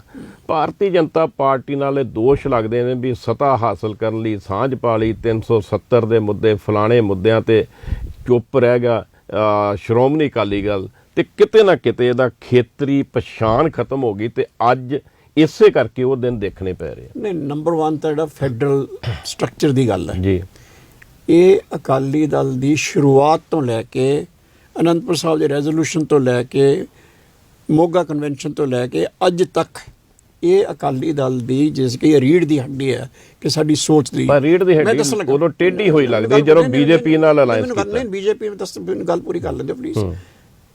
ਇਹ ਤੋਂ ਬਿਨਾਂ ਅਕਾਲੀ ਦਲ ਦਾ ਕੋਈ ਹੋਂਦ ਹੀ ਨਹੀਂ ਹੈ। ਮੈਂ ਸਮਝਦਾ ਦੋ ਗੱਲਾਂ ਤੇ ਮੈਂ ਅਕਾਲੀ ਦਲ ਦੀ ਹੋਂਦ ਸਮਝਦਾ, ਬਲਕਿ ਤਿੰਨਾਂ ਤੇ। ਨੰਬਰ 1 ਹੈ ਖਾਲਸਾ ਪੰਥ ਦੀ ਨਾਲ ਜਿਹੜੀ ਜਜ਼ਬਾਤੀ ਇਹਦਾ ਜਿਹੜਾ ਹੈ ਪਹਿਚਾਣ ਹੈ ਦੀ, ਉਹ ਹੈ। ਨੰਬਰ 2, ਇਹ ਪੰਜਾਬ ਦੀ ਰੀਜਨਲ ਪਾਰਟੀ ਦੇ ਤੌਰ ਦੇ ਉੱਤੇ ਹਿੰਦੁਸਤਾਨ ਦੇ ਵਿੱਚ ਫੈਡਰਲ ਢਾਂਚੇ ਦੇ ਲਈ ਖੜੀ ਹੈ। ਔਰ ਨੰਬਰ 3, 370 ਦੇ ਮੁੱਦੇ ਤੇ ਮੈਂ ਦੱਸਦਾ। ਔਰ ਨੰਬਰ 3 ਮੈਂ ਸਮਝਦਾ, ਉਹ ਤੇ ਗੱਲ ਫੇਰ ਕਰ ਲਾਂਗੇ। ਨੰਬਰ 3 ਮੈਂ ਸਮਝਦਾ ਕਿ ਇਹ ਕਿਸਾਨੀ ਦੀ ਸਭ ਤੋਂ ਵੱਡੀ ਜਿਹੜੀ ਖੜਕ ਪੁਜਾਇਆ। ਕਿਉਂਕਿ ਤੁਸੀਂ ਫੈਡਰਲ ਦੀ ਗੱਲ ਕੀਤੀ, ਮੈਂ ਸਿਰਫ ਉਹਦੀ ਗੱਲ ਹੀ ਕਰਦਾ, 370 ਦੀ ਗੱਲ ਹੀ ਕਰ ਲੈਂਦੇ ਹਾਂ। 370 ਦਾ ਫੈਡਰਲ ਢਾਂਚੇ ਨਾਲ ਕੋਈ ਸੰਬੰਧ ਨਹੀਂ, ਬਿਕੋਜ਼ ਉਹ ਫੈਡਰਲ ਢਾਂਚਾ ਕੀ ਹੈ ਕਿ ਸਾਰੇ ਰਾਜਾਂ ਨੂੰ ਅਧਿਕਾਰ ਦਿੱਤੇ ਜਾਣ, ਬਲਕਿ ਜੇ ਜੰਮੂ ਕਸ਼ਮੀਰ ਨੂੰ ਵੱਧ ਅਧਿਕਾਰ ਦਿੱਤੇ ਜਾ ਰਹੇ ਔਰ ਪੰਜਾਬ ਨੂੰ ਨਹੀਂ ਦਿੱਤੇ ਜਾ ਰਹੇ, ਤਾਂ ਮਤਲਬ ਪੰਜਾਬ ਨਾਲ ਧੱਕਾ ਹੋ ਰਿਹਾ। ਤੁਸੀਂ ਅੱਜ ਵੀ ਸਹਿਮਤ ਜੇ 370 ਦਾ ਅਸੀਂ ਉਦੋਂ ਜਿਹੜੀ ਗੱਲ ਕਹੀ ਸੀ, ਉੱਥੇ ਮੈਂ ਅੱਜ ਵੀ ਖੜਾ ਕਿ 370 ਦੇ ਅੰਡਰ ਜਿਹੜੇ ਜੰਮੂ ਕਸ਼ਮੀਰ ਦੇ ਸਿੱਖ ਹੈ ਉਹਨਾਂ ਨੂੰ ਰਾਈਟਸ ਨਹੀਂ ਹੈਗੇ, ਉਹਨਾਂ ਨੂੰ ਪ੍ਰੋਟੈਕਸ਼ਨ ਕੋਈ ਨਹੀਂ ਹੈ, ਮਾਈਨੋਰਟੀ ਪ੍ਰੋਟੈਕਸ਼ਨ ਵੀ ਨਹੀਂ ਹੈ। ਤਾਂ ਉਹ ਸਾਨੂੰ ਕਿੱਦਾਂ ਮਨਜ਼ੂਰ ਆ? ਮੈਨੂੰ ਤਾਂ ਹੈਰਾਨੀ ਆ। ਤਾਂ ਜੇ ਉਹ ਗਿਆ, ਤੁਹਾਨੂੰ ਇਹ ਯਾਦ ਹੋਵੇ ਸਰ ਸੁਖਬੀਰ ਸਿੰਘ ਬਾਦਲ ਨੇ ਜਦੋਂ ਇਹ ਤੇ ਬੋਲਿਆ ਤਾਂ ਉਹਨਾਂ ਨੇ ਉੱਥੇ ਇਹ ਗੱਲ ਕਹੀ ਸੀ ਵੀ ਜਿੱਥੋਂ ਤੱਕ ਸਿੱਖਾਂ ਦੇ ਹਿੱਤਾਂ ਦਾ ਸੰਬੰਧ ਹੈ, ਮੈਂ ਇਸ ਗੱਲ ਨੂੰ ਵੈਲਕਮ ਕਰਦਾ ਕਿ ਸਾਨੂੰ ਸਾਡੀ ਕੌਮ ਦੇ ਲਈ ਇਹ ਗੱਲ ਚੰਗੀ ਹੈ। ਲੇਕਿਨ ਨਾਲੇ ਉਹਨੇ ਇਹ ਵੀ ਗੱਲ ਕਹੀ ਸੀ ਕਿ ਅਕਾਲੀ ਦਲ ਹਮੇਸ਼ਾ ਫੈਡਰਲ ਢਾਂਚੇ ਲਈ ਖੜਿਆ। ਫੈਡਰਲ ਢਾਂਚਾ ਇਹ ਨਹੀਂ ਹੈ ਕਿ ਤੁਸੀਂ ਤਾਮਿਲਨਾਡੂ ਨੂੰ ਵੱਧ ਅਧਿਕਾਰ ਦੇ ਦਿਓ ਜਾਂ ਫਲਾਣੇ ਨੂੰ ਵੱਧ ਅਧਿਕਾਰ ਦੇ ਦਿਓ। ਫੈਡਰਲ ਢਾਂਚਾ ਦਾ ਮਤਲਬ ਹੈ ਕੇਂਦਰ ਕੋ ਅਧਿਕਾਰ ਘੱਟ ਚਾਹੀਦੇ ਆ ਔਰ ਰਾਜਾਂ ਨੂੰ ਆਪਣੇ ਫੈਸਲੇ ਔਰ ਆਪਣੇ ਡਿਵੈਲਪਮੈਂਟ ਦੇ ਪ੍ਰਾਇੋਰਟੀਜ਼ ਬਣਾਉਣ ਵਾਸਤੇ ਫੰਡਿੰਗ ਦੇ ਸੋਰਸਸ ਉੱਤੇ ਕੰਟਰੋਲ ਸਟੇਟਾਂ ਦਾ ਜਿਹੜਾ ਤਾਂ ਸੈਂਟਰ ਨੂੰ ਜਾਣਾ ਕੁਛ ਮੁੱਦੇ ਹੁੰਦੇ ਆ ਉਹ ਜਾਣਾ ਚਾਹੀਦਾ। ਉਹ ਤਾਂ ਮੈਂ ਨਹੀਂ ਕਹਿੰਦਾ ਦੇਸ਼ ਦੀ ਰੱਖਿਆ ਹੈ ਜਾਂ ਹੋਰ ਇੱਦਾਂ ਦੇ ਕੁਛ ਇਸ਼ੂ ਹੈ ਉਹ ਜਾਣਾ ਚਾਹੀਦਾ। ਲੇਕਿਨ ਉਹ ਤੋਂ ਇਲਾਵਾ ਜਿਹੜੇ ਸਾਡੇ ਆਪਣੇ ਇਸ਼ੂ ਦੇ ਲੋਕਾਂ ਦੇ ਉਹ ਤਾਂ ਅਸੀਂ ਸਮਝ ਸਕਦੇ ਹਾਂ, ਲੇਕਿਨ ਇਹ ਸਾਰੀਆਂ ਸਟੇਟਾਂ ਵਾਸਤੇ ਹੈ, ਇਕੱਲੇ ਪੰਜਾਬ ਵਾਸਤੇ ਨਹੀਂ, ਇਕੱਲੇ ਜੰਮੂ ਕਸ਼ਮੀਰ ਵਾਸਤੇ ਨਹੀਂ, ਜਾਂ ਇਕੱਲੇ ਅਸਾਮ ਵਾਸਤੇ ਜਾਂ ਤਾਮਿਲਨਾਡੂ ਵਾਸਤੇ ਨਹੀਂ। ਬੀਜੇਪੀ ਨਾਲ ਇਹਦਾ ਕੋਈ ਸੰਬੰਧ ਨਹੀਂ ਹੈ। ਮੈਂ ਦੱਸਦਾ ਬੀਜੇਪੀ ਨਾਲ ਸਾਡਾ ਰਿਸ਼ਤਾ ਕੀ ਸੀਗਾ ਤੇ ਕਿਉਂ ਟੁੱਟਿਆ। ਚਲੋ ਕਿਉਂ ਟੁੱਟਿਆ ਤੁਹਾਨੂੰ ਪਤਾ ਹੈ ਕੀ ਸੀਗਾ ਕਿ ਜਦੋਂ 1997-96 ਦੇ ਵਿੱਚ ਇਹ ਗੱਲ ਸ਼ੁਰੂ ਹੋਈ ਹੈ, ਪੰਜਾਬ ਇੱਕ ਬਹੁਤ ਵੱਡੀ ਟ੍ਰੈਜਡੀ 'ਚ ਗੁਜ਼ਰਿਆ ਜਿਹੜਾ ਮੈਨੂੰ ਦੁਹਰਾਉਣ ਦੀ ਲੋੜ ਨਹੀਂ। ਉਸ ਵੇਲੇ ਅਕਾਲੀ ਦਲ ਦੇ ਸਾਹਮਣੇ ਇੱਕ ਚੋਇਸ ਸੀ, ਬਿਕੋਜ਼ ਬਾਹਰ ਪੰਜਾਬ ਤੋਂ ਬਾਹਰ ਉਹੀ ਗੱਲ ਫਿਰ ਜਿਹੜੀ ਜੰਮੂ ਕਸ਼ਮੀਰ ਦੀ ਗੱਲ ਕਰ ਰਿਹਾ ਮੈਂ, ਉਸ ਵੇਲੇ ਪੰਜਾਬ ਤੋਂ ਬਾਹਰ ਸਿੱਖਾਂ ਦਾ ਇਮੇਜ ਇੱਦਾਂ ਦਾ ਹੋ ਚੁੱਕਾ ਸੀ ਵੀ ਜਿਹੜੇ ਸਿੱਖਾਂ ਬਾਰੇ ਇਹ ਸੀ ਕਿ ਜੇ ਇੱਕ ਸਿੱਖ ਬੱਸ 'ਚ ਬੈਠਾ ਹੋਵੇ ਤਾਂ ਉਸ ਬੱਸ 'ਚ ਬੈਠੀਆਂ ਸਾਰੀਆਂ ਧੀਆਂ ਭੈਣਾਂ ਸਿਕਿਉਰ ਫੀਲ ਕਰਦੀਆਂ ਸੀ। ਉਹਨਾਂ ਸਿੱਖਾਂ ਬਾਰੇ 1980 84 ਔਰ ਉਸ ਤੋਂ ਬਾਅਦ ਇਸੇ ਕਾਂਗਰਸ ਪਾਰਟੀ ਨੇ ਇਮੇਜ ਇਹ ਬਣਾਤਾ ਸੀ ਕਿ ਲੋਕਾਂ ਨੂੰ ਸਿੱਖ ਦਾ ਚਿਹਰਾ ਦੇਖ ਕੇ ਡਰ ਆਉਣਾ ਸ਼ੁਰੂ ਹੋ ਗਿਆ ਸੀ। ਔਰ ਪੰਜਾਬ ਤੋਂ ਬਾਹਰ ਜਿਹੜੇ ਸਿੱਖ ਰਹਿੰਦੇ ਆ ਉਹ ਰਾਜਿਆਂ ਤੋਂ ਇੱਕਦਮ ਹੀ ਡਕੈਤ ਵਾਲਾ ਇਮੇਜ ਉਹਨਾਂ ਦਾ ਬਣ ਗਿਆ ਇਹਨੂੰ। ਉਹਦੇ ਵਾਸਤੇ ਅਕਾਲੀ ਦਲ ਕਿਉਂਕਿ ਆਪਣੇ ਆਪ ਨੂੰ ਪੰਥ ਦੀ ਪਾਰਟੀ ਕਹਿੰਦੀ ਹੈ, ਇਹਨਾਂ ਦਾ ਇੱਕ ਫਰਜ਼ ਸੀਗਾ ਕਿ ਕੌਮ ਨੂੰ ਇਸ ਗੱਲ 'ਚੋਂ ਕਿਵੇਂ ਕੱਢਿਆ ਜਾਵੇ। ਤੁਹਾਡੇ ਕੋਲ ਦੋ ਹੀ ਤਰੀਕੇ ਸੀਗੇ, ਜਾਂ ਤਾਂ ਤੁਸੀਂ ਕਾਂਗਰਸ ਪਾਰਟੀ ਨਾਲ ਸਮਝੌਤਾ ਕਰ ਲੈਂਦੇ ਕਿਉਂਕਿ ਵੱਡੀ ਪਾਰਟੀ ਉਸ ਵੇਲੇ ਉਹ ਸੀਗੀ, ਤੇ ਉਹਦਾ ਸਮਝੌਤਾ ਕਰਕੇ ਤੁਸੀਂ ਬਾਕੀ ਸਾਰੇ ਦੇਸ਼ 'ਚ ਕਿਵੇਂ ਦਿੰਦੇ ਕਿ ਅਸੀਂ ਦੇਸ਼ ਦੇ ਨਾਲ ਖੜੇ ਹਾਂ, ਸਾਡੇ ਤੇ ਇਲਜ਼ਾਮ ਗਲਤ ਲੱਗ ਰਹੇ ਆ, ਅਸੀਂ ਕੋਈ ਅੱਤਵਾਦੀ ਨਹੀਂ ਗਏ, ਕੋਈ ਟੈਰਰਿਸਟ ਨਹੀਂ ਗਏ। ਜਾਂ ਫਿਰ ਜਿਹੜੀ ਕੋਈ ਦੂਜੀ ਐਸੀ ਪਾਰਟੀ ਹੁੰਦੀ ਜਿਹੜੀ ਕਿ ਕਾਂਗਰਸ ਨੂੰ ਚੈਲੰਜ ਕਰ ਸਕਦੀ। ਉਸ ਵੇਲੇ ਉਹ ਪਾਰਟੀ ਭਾਰਤੀ ਜਨਤਾ ਪਾਰਟੀ ਸੀ ਵਾਜਪਾਈ ਸਾਹਿਬ ਦੇ ਨਾਲ। ਸੋ ਸਾਡੇ ਕੋਲ ਉਸ ਵੇਲੇ ਮਜਬੂਰੀ ਕੌਣ ਦੀ ਸੀ? ਅਕਾਲੀ ਦਲ ਦੀ ਨਹੀਂ ਸੀ। ਅਕਾਲੀ ਦੇਖੋ, ਅਕਾਲੀ ਦਲ ਨੂੰ ਤਾਂ ਪੰਜਾਬ ਦੀ ਮਜਬੂਰੀ ਸੀ, ਪੰਜਾਬ ਦੀ ਸਿੱਖਾਂ ਦੀ ਮਜਬੂਰੀ ਸੀ। ਬਿਕਾਜ਼ ਅਕਾਲੀ ਦਲ ਨੂੰ ਤਾਂ ਬਾਦਲ ਸਾਹਿਬ ਦੀ ਤਾਂ ਲਹਿਰ ਵੈਸੇ ਹੀ ਚੱਲੀ ਹੋਈ ਸੀ ਉਸ ਵੇਲੇ। ਤੁਹਾਨੂੰ ਯਾਦ ਹੋਵੇ 94 ਸੀਟਾਂ ਜਿੱਤ ਕੇ ਅਸੀਂ ਆਏ ਹਾਂ, ਉਹਦੇ ਵਿੱਚੋਂ ਬੀਜੇਪੀ ਨੂੰ ਕੱਢ ਵੀ ਦਿਓ ਤਾਂ ਵੀ ਸਾਡੀਆਂ 74 ਸੀਟਾਂ ਸੀਗੀਆਂ। ਤਾਂ ਸਾਨੂੰ ਬੀਜੇਪੀ ਦੀ ਲੋੜ ਉਸ ਵੇਲੇ ਨਹੀਂ ਸੀ ਇੱਥੇ ਪੰਜਾਬ ਦੇ ਵਿੱਚ, ਲੇਕਿਨ ਸਿੱਖਾਂ ਨੂੰ ਬੀਜੇਪੀ ਦੀ ਲੋੜ ਪੰਜਾਬ ਤੋਂ ਬਾਹਰ ਸੀਗੀ। ਔਰ ਉਹਦੇ ਨਾਲ ਫਿਰ ਸਿੱਖਾਂ ਦੇ ਇਮੇਜ ਮੁੜ ਸੁਧਾਰ ਹੋਇਆ, ਆਪਾਂ ਨੂੰ ਸਾਰਿਆਂ ਨੂੰ ਨਜ਼ਰ ਆਇਆ। ਕਿਉਂਕਿ ਤੁਸੀਂ ਦੇਖਿਆ ਕਿੱਦਾਂ ਉਸ ਤੋਂ ਬਾਅਦ ਫਿਰ ਉਹੀ ਉੱਚੇ ਅਹੁਦੇ, ਉਹੀ ਸ਼ਾਨ, ਉਹੀ ਸ਼ੌਕਤ, ਉਹ ਸਾਰਾ ਕੁਝ ਰਿਸਟੋਰ ਹੋਇਆ। ਮੈਂ ਇਹ ਕਹਿੰਦਾ ਕਿ ਉਹ ਮਾਹੌਲ ਜਿਹੜਾ ਆ ਉਹ ਸਿਰਜਣਾ ਬਹੁਤ ਜ਼ਰੂਰੀ ਸੀਗਾ। ਔਰ ਉਹਦੇ ਲਈ ਅਸੀਂ ਪ੍ਰਾਈਸ ਪੇ ਕੀਤੀ ਹੈ।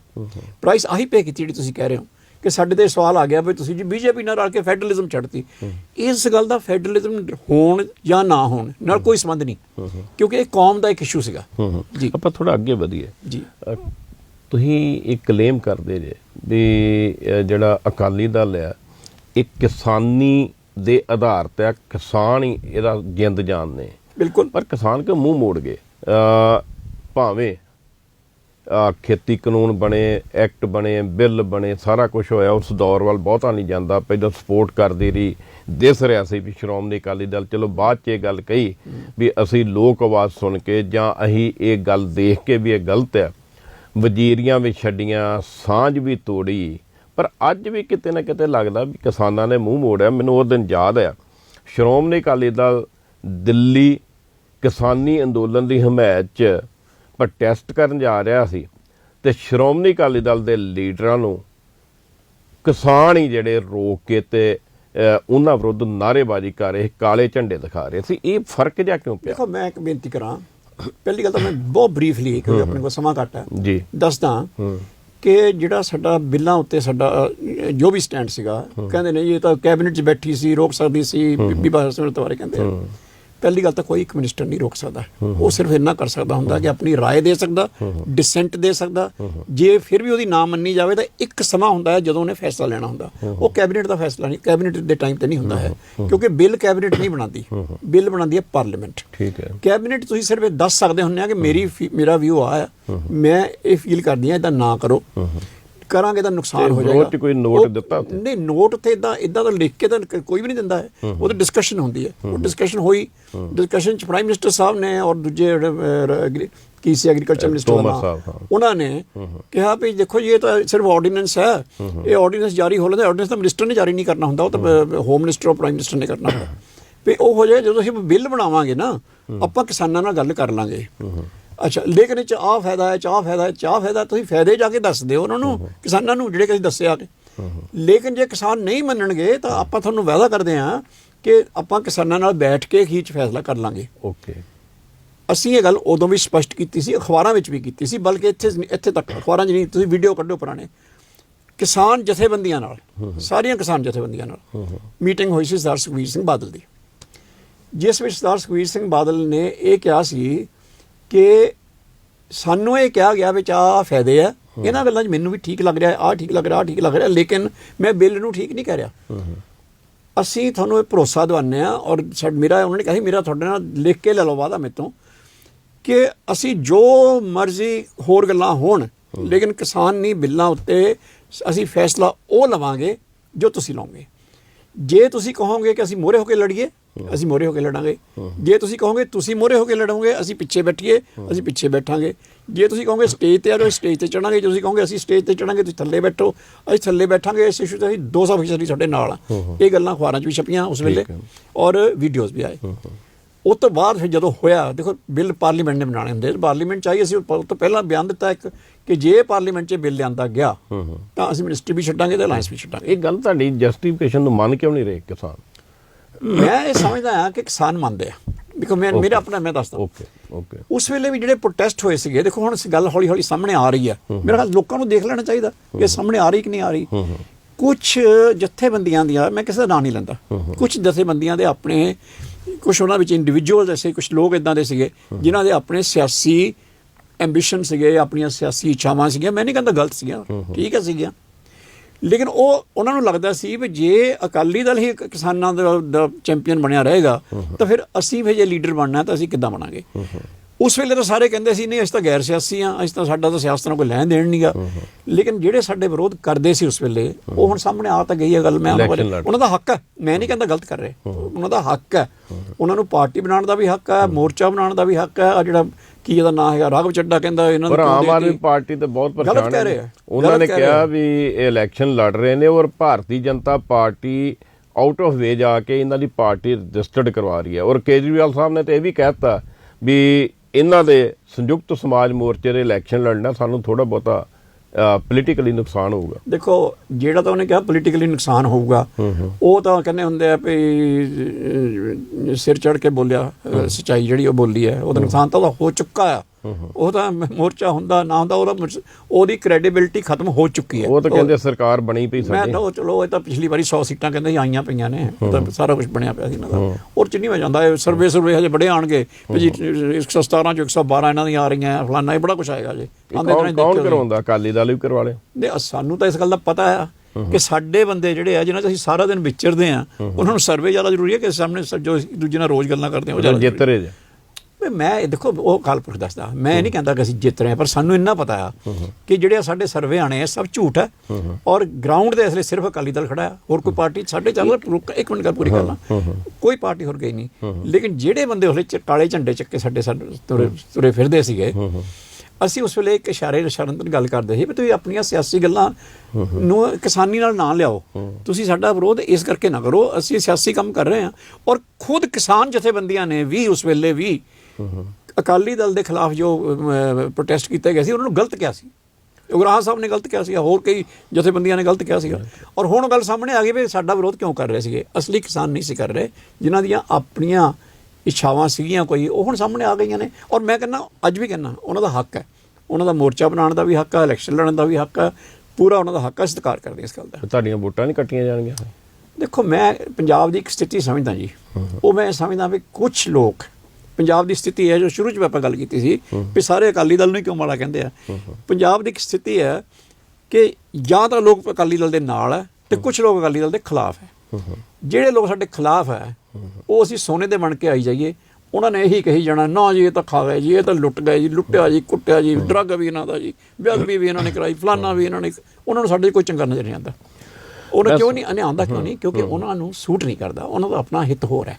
ਹੋ ਸਕਦਾ ਵੈਸਾ ਇੱਕ ਤੁਸੀਂ ਦਾ ਖੇਡਿਆ, ਪੋਲੀਟੀਕਲ ਦਾ ਖੇਡਣਾ ਹੁੰਦਾ ਸਾਰਿਆਂ ਨੇ, ਸ਼੍ਰੋਮਣੀ ਅਕਾਲੀ ਦਲ ਨੇ ਵੀ ਜਿਹੜਾ ਭਾਰਤੀ ਜਨਤਾ ਪਾਰਟੀ ਨਾਲੋਂ ਨਾਤਾ ਟੁੱਟਿਆ, ਉਹਦਾ ਖੱਪਾ ਭਰਨੀ ਬਹੁਜਨ ਸਮਾਜ ਪਾਰਟੀ ਨੂੰ ਨਾਲ ਜੋੜਿਆ। ਇੱਕ ਵੇਲੇ ਲੱਗਦਾ ਸੀ ਵੀ BSP ਨਾਲ ਅਲਾਇੰਸ ਕਰਕੇ ਤੁਸੀਂ ਵੱਡੇ ਪੱਧਰ ਤੇ ਵੋਟਾਂ ਹੋਰ ਨਾਲ ਜੋੜ ਲਈਆਂ, ਪਰ ਜਦੋਂ ਕਾਂਗਰਸ ਨੇ ਦਲਿਤ ਚਿਹਰਾ ਚਰਨਜੀਤ ਚੰਨੀ ਹੁਣਾਂ ਨੂੰ ਮੁੱਖ ਮੰਤਰੀ ਬਣਾਇਆ, ਆਮ ਚਰਚਾ ਵੀ ਉਹਨਾਂ ਨੇ ਦੋ ਥਾਵਾਂ ਤੇ ਸੱਟ ਮਾਰੀ ਸਿਆਸੀ। ਇੱਕ ਤੇ ਆਮ ਆਦਮੀ ਪਾਰਟੀ ਦਾ ਜਿਹੜਾ ਆਮ ਆਦਮੀ ਦਾ ਏਜੰਡਾ ਉਹਨੂੰ ਕਿਤੇ ਨਾ ਕਿਤੇ ਸੱਟ ਮਾਰੀ, ਤੇ ਦੂਸਰਾ ਬਸਪਾ ਜਿਹੜੀ ਅਕਾਲੀ ਦਲ ਨਾਲ ਜੁੜੀ ਹੈ, ਜਿਹੜੀ ਇੱਕ ਵੋਟ ਬੈਂਕ ਜਿਹੜਾ ਸੀ ਅਕਾਲੀ ਦਲ ਨਾਲ ਜੁੜ ਰਿਹਾ ਸੀ, ਉਹਨੂੰ ਕਿਤੇ ਡਿਵਰਟ ਕੀਤਾ, ਉਹਨੂੰ ਵੀ ਡੈਂਟ ਪਾਇਆ।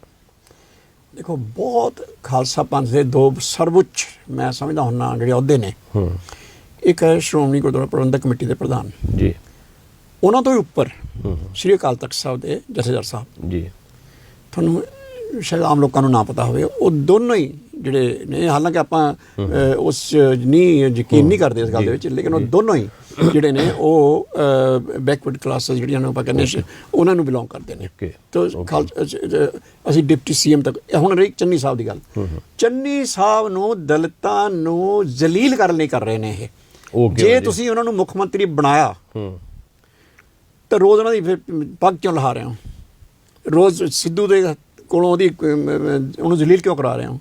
ਔਰ ਤੁਸੀਂ ਇਹ ਕਿਉਂ ਨਹੀਂ ਕਰ ਰਹੇ? ਜੇ ਉਹਦੀ ਸਰਕਾਰ ਚੰਗੀ ਚੱਲ ਰਹੀ ਹੈ, ਤੁਸੀਂ ਕਹਿੰਦੇ ਚੰਗੀ ਚੱਲ ਰਹੀ, ਜੇ ਚੰਨੀ ਸਾਹਿਬ ਸਰਕਾਰ ਚੰਗੀ ਚਲਾ ਰਹੇ ਆ ਤਾਂ ਅਗਲੇ ਮੁੱਖ ਮੰਤਰੀ ਉਹ ਕਿਉਂ ਨਹੀਂ ਹੋਣਗੇ? ਫਿਰ ਕਿਉਂ ਨਹੀਂ ਐਲਾਨ ਕਰਦੇ? ਇਹਦਾ ਨਹੀਂ ਕਰਦੇ ਤਾਂ ਮਤਲਬ ਜਿੱਦਾਂ ਭਗਵੰਤ ਮਾਨ ਨੂੰ ਰੋਜ਼ ਜਲੀਲ ਕਰਦਾ ਕੇਜਰੀਵਾਲ, ਤੇ ਉਹ ਹੁਣ ਡਰਾਮੇ ਜਿਹੇ ਉਹਨੂੰ ਐਲਾਨ ਕਰ ਦੇਗਾ ਭਗਵੰਤ ਮਾਨ ਦਾ। ਮੈਨੂੰ ਪੂਰਾ ਯਕੀਨ ਆ ਵੀ ਭਗਵੰਤ ਮਾਨ ਨਹੀਂ ਕਰੂਗਾ, ਲੇਕਿਨ ਬਣਾਊਗਾ ਨਹੀਂ ਬਾਅਦ 'ਚ। ਜੇ ਬਾਈ ਚਾਂਸ ਬੋਲ ਤਾਂ ਨੌਬਤ ਨਹੀਂ ਆਣੀ, ਉਹ ਤਾਂ ਗੱਲ ਹੀ ਖਤਮ ਗਈ।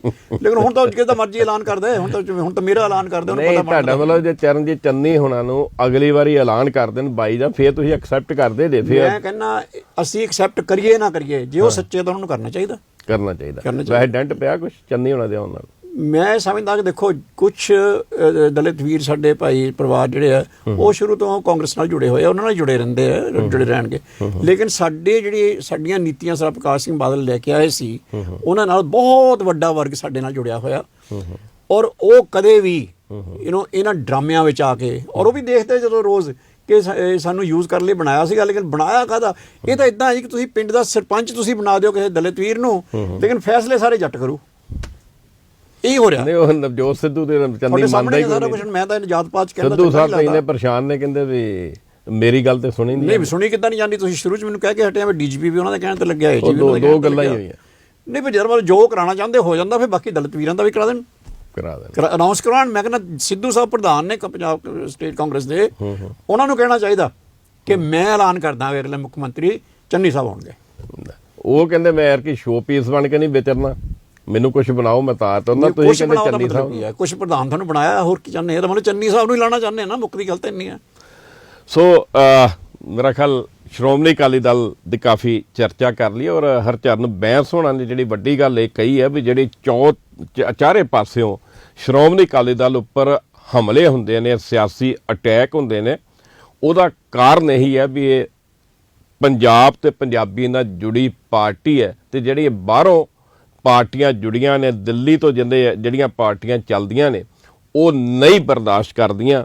ਪਰ ਕੁਛ ਵੀ ਕਹਿ ਲਈਏ, ਇਸ ਵਾਰ ਸ਼੍ਰੋਮਣੀ ਅਕਾਲੀ ਦਲ ਸਮੇਤ ਕਾਂਗਰਸ, ਭਾਰਤੀ ਜਨਤਾ ਪਾਰਟੀ, ਕੈਪਟਨ ਤੇ ਢੀਂਡਸੇ ਦਾ ਗੱਠਜੋੜ, ਔਰ ਇਸੇ ਤਰ੍ਹਾਂ ਸੰਯੁਕਤ ਸਮਾਜ ਮੋਰਚਾ, ਆਮ ਆਦਮੀ ਪਾਰਟੀ, ਇਹ ਕੀ ਰੰਗ ਲਿਆਉਣਗੀਆਂ ਵੱਖਰੀ ਗੱਲ ਆ। ਪਰ ਇੱਕ ਵਾਰੀ ਤੇ ਇਹ ਭੰਬਲ ਭੂਸਾ ਜਿਹਾ ਬਣਿਆ ਪਿਆ ਵੀ ਇਹ ਪੰਜ ਧਿਰਾਂ ਜਿਹੜੀਆਂ ਨੇ, ਇਹਨਾਂ ਵਿੱਚੋਂ ਕਿਹੜਾ ਨਿੱਤਰ ਕੇ ਸਾਹਮਣੇ ਆਊਗਾ, ਆਉਣ ਵਾਲਾ ਸਮਾਂ ਦੱਸੇਗਾ। ਇਸੇ ਤਰ੍ਹਾਂ ਅੱਗੇ ਵੀ ਤੁਹਾਡੇ ਨਾਲ ਰੂਬਰੂ ਹੁੰਦੇ ਰਵਾਂਗੇ। ਅੱਜ ਲਈ ਬਸ ਇੰਨਾ ਹੀ।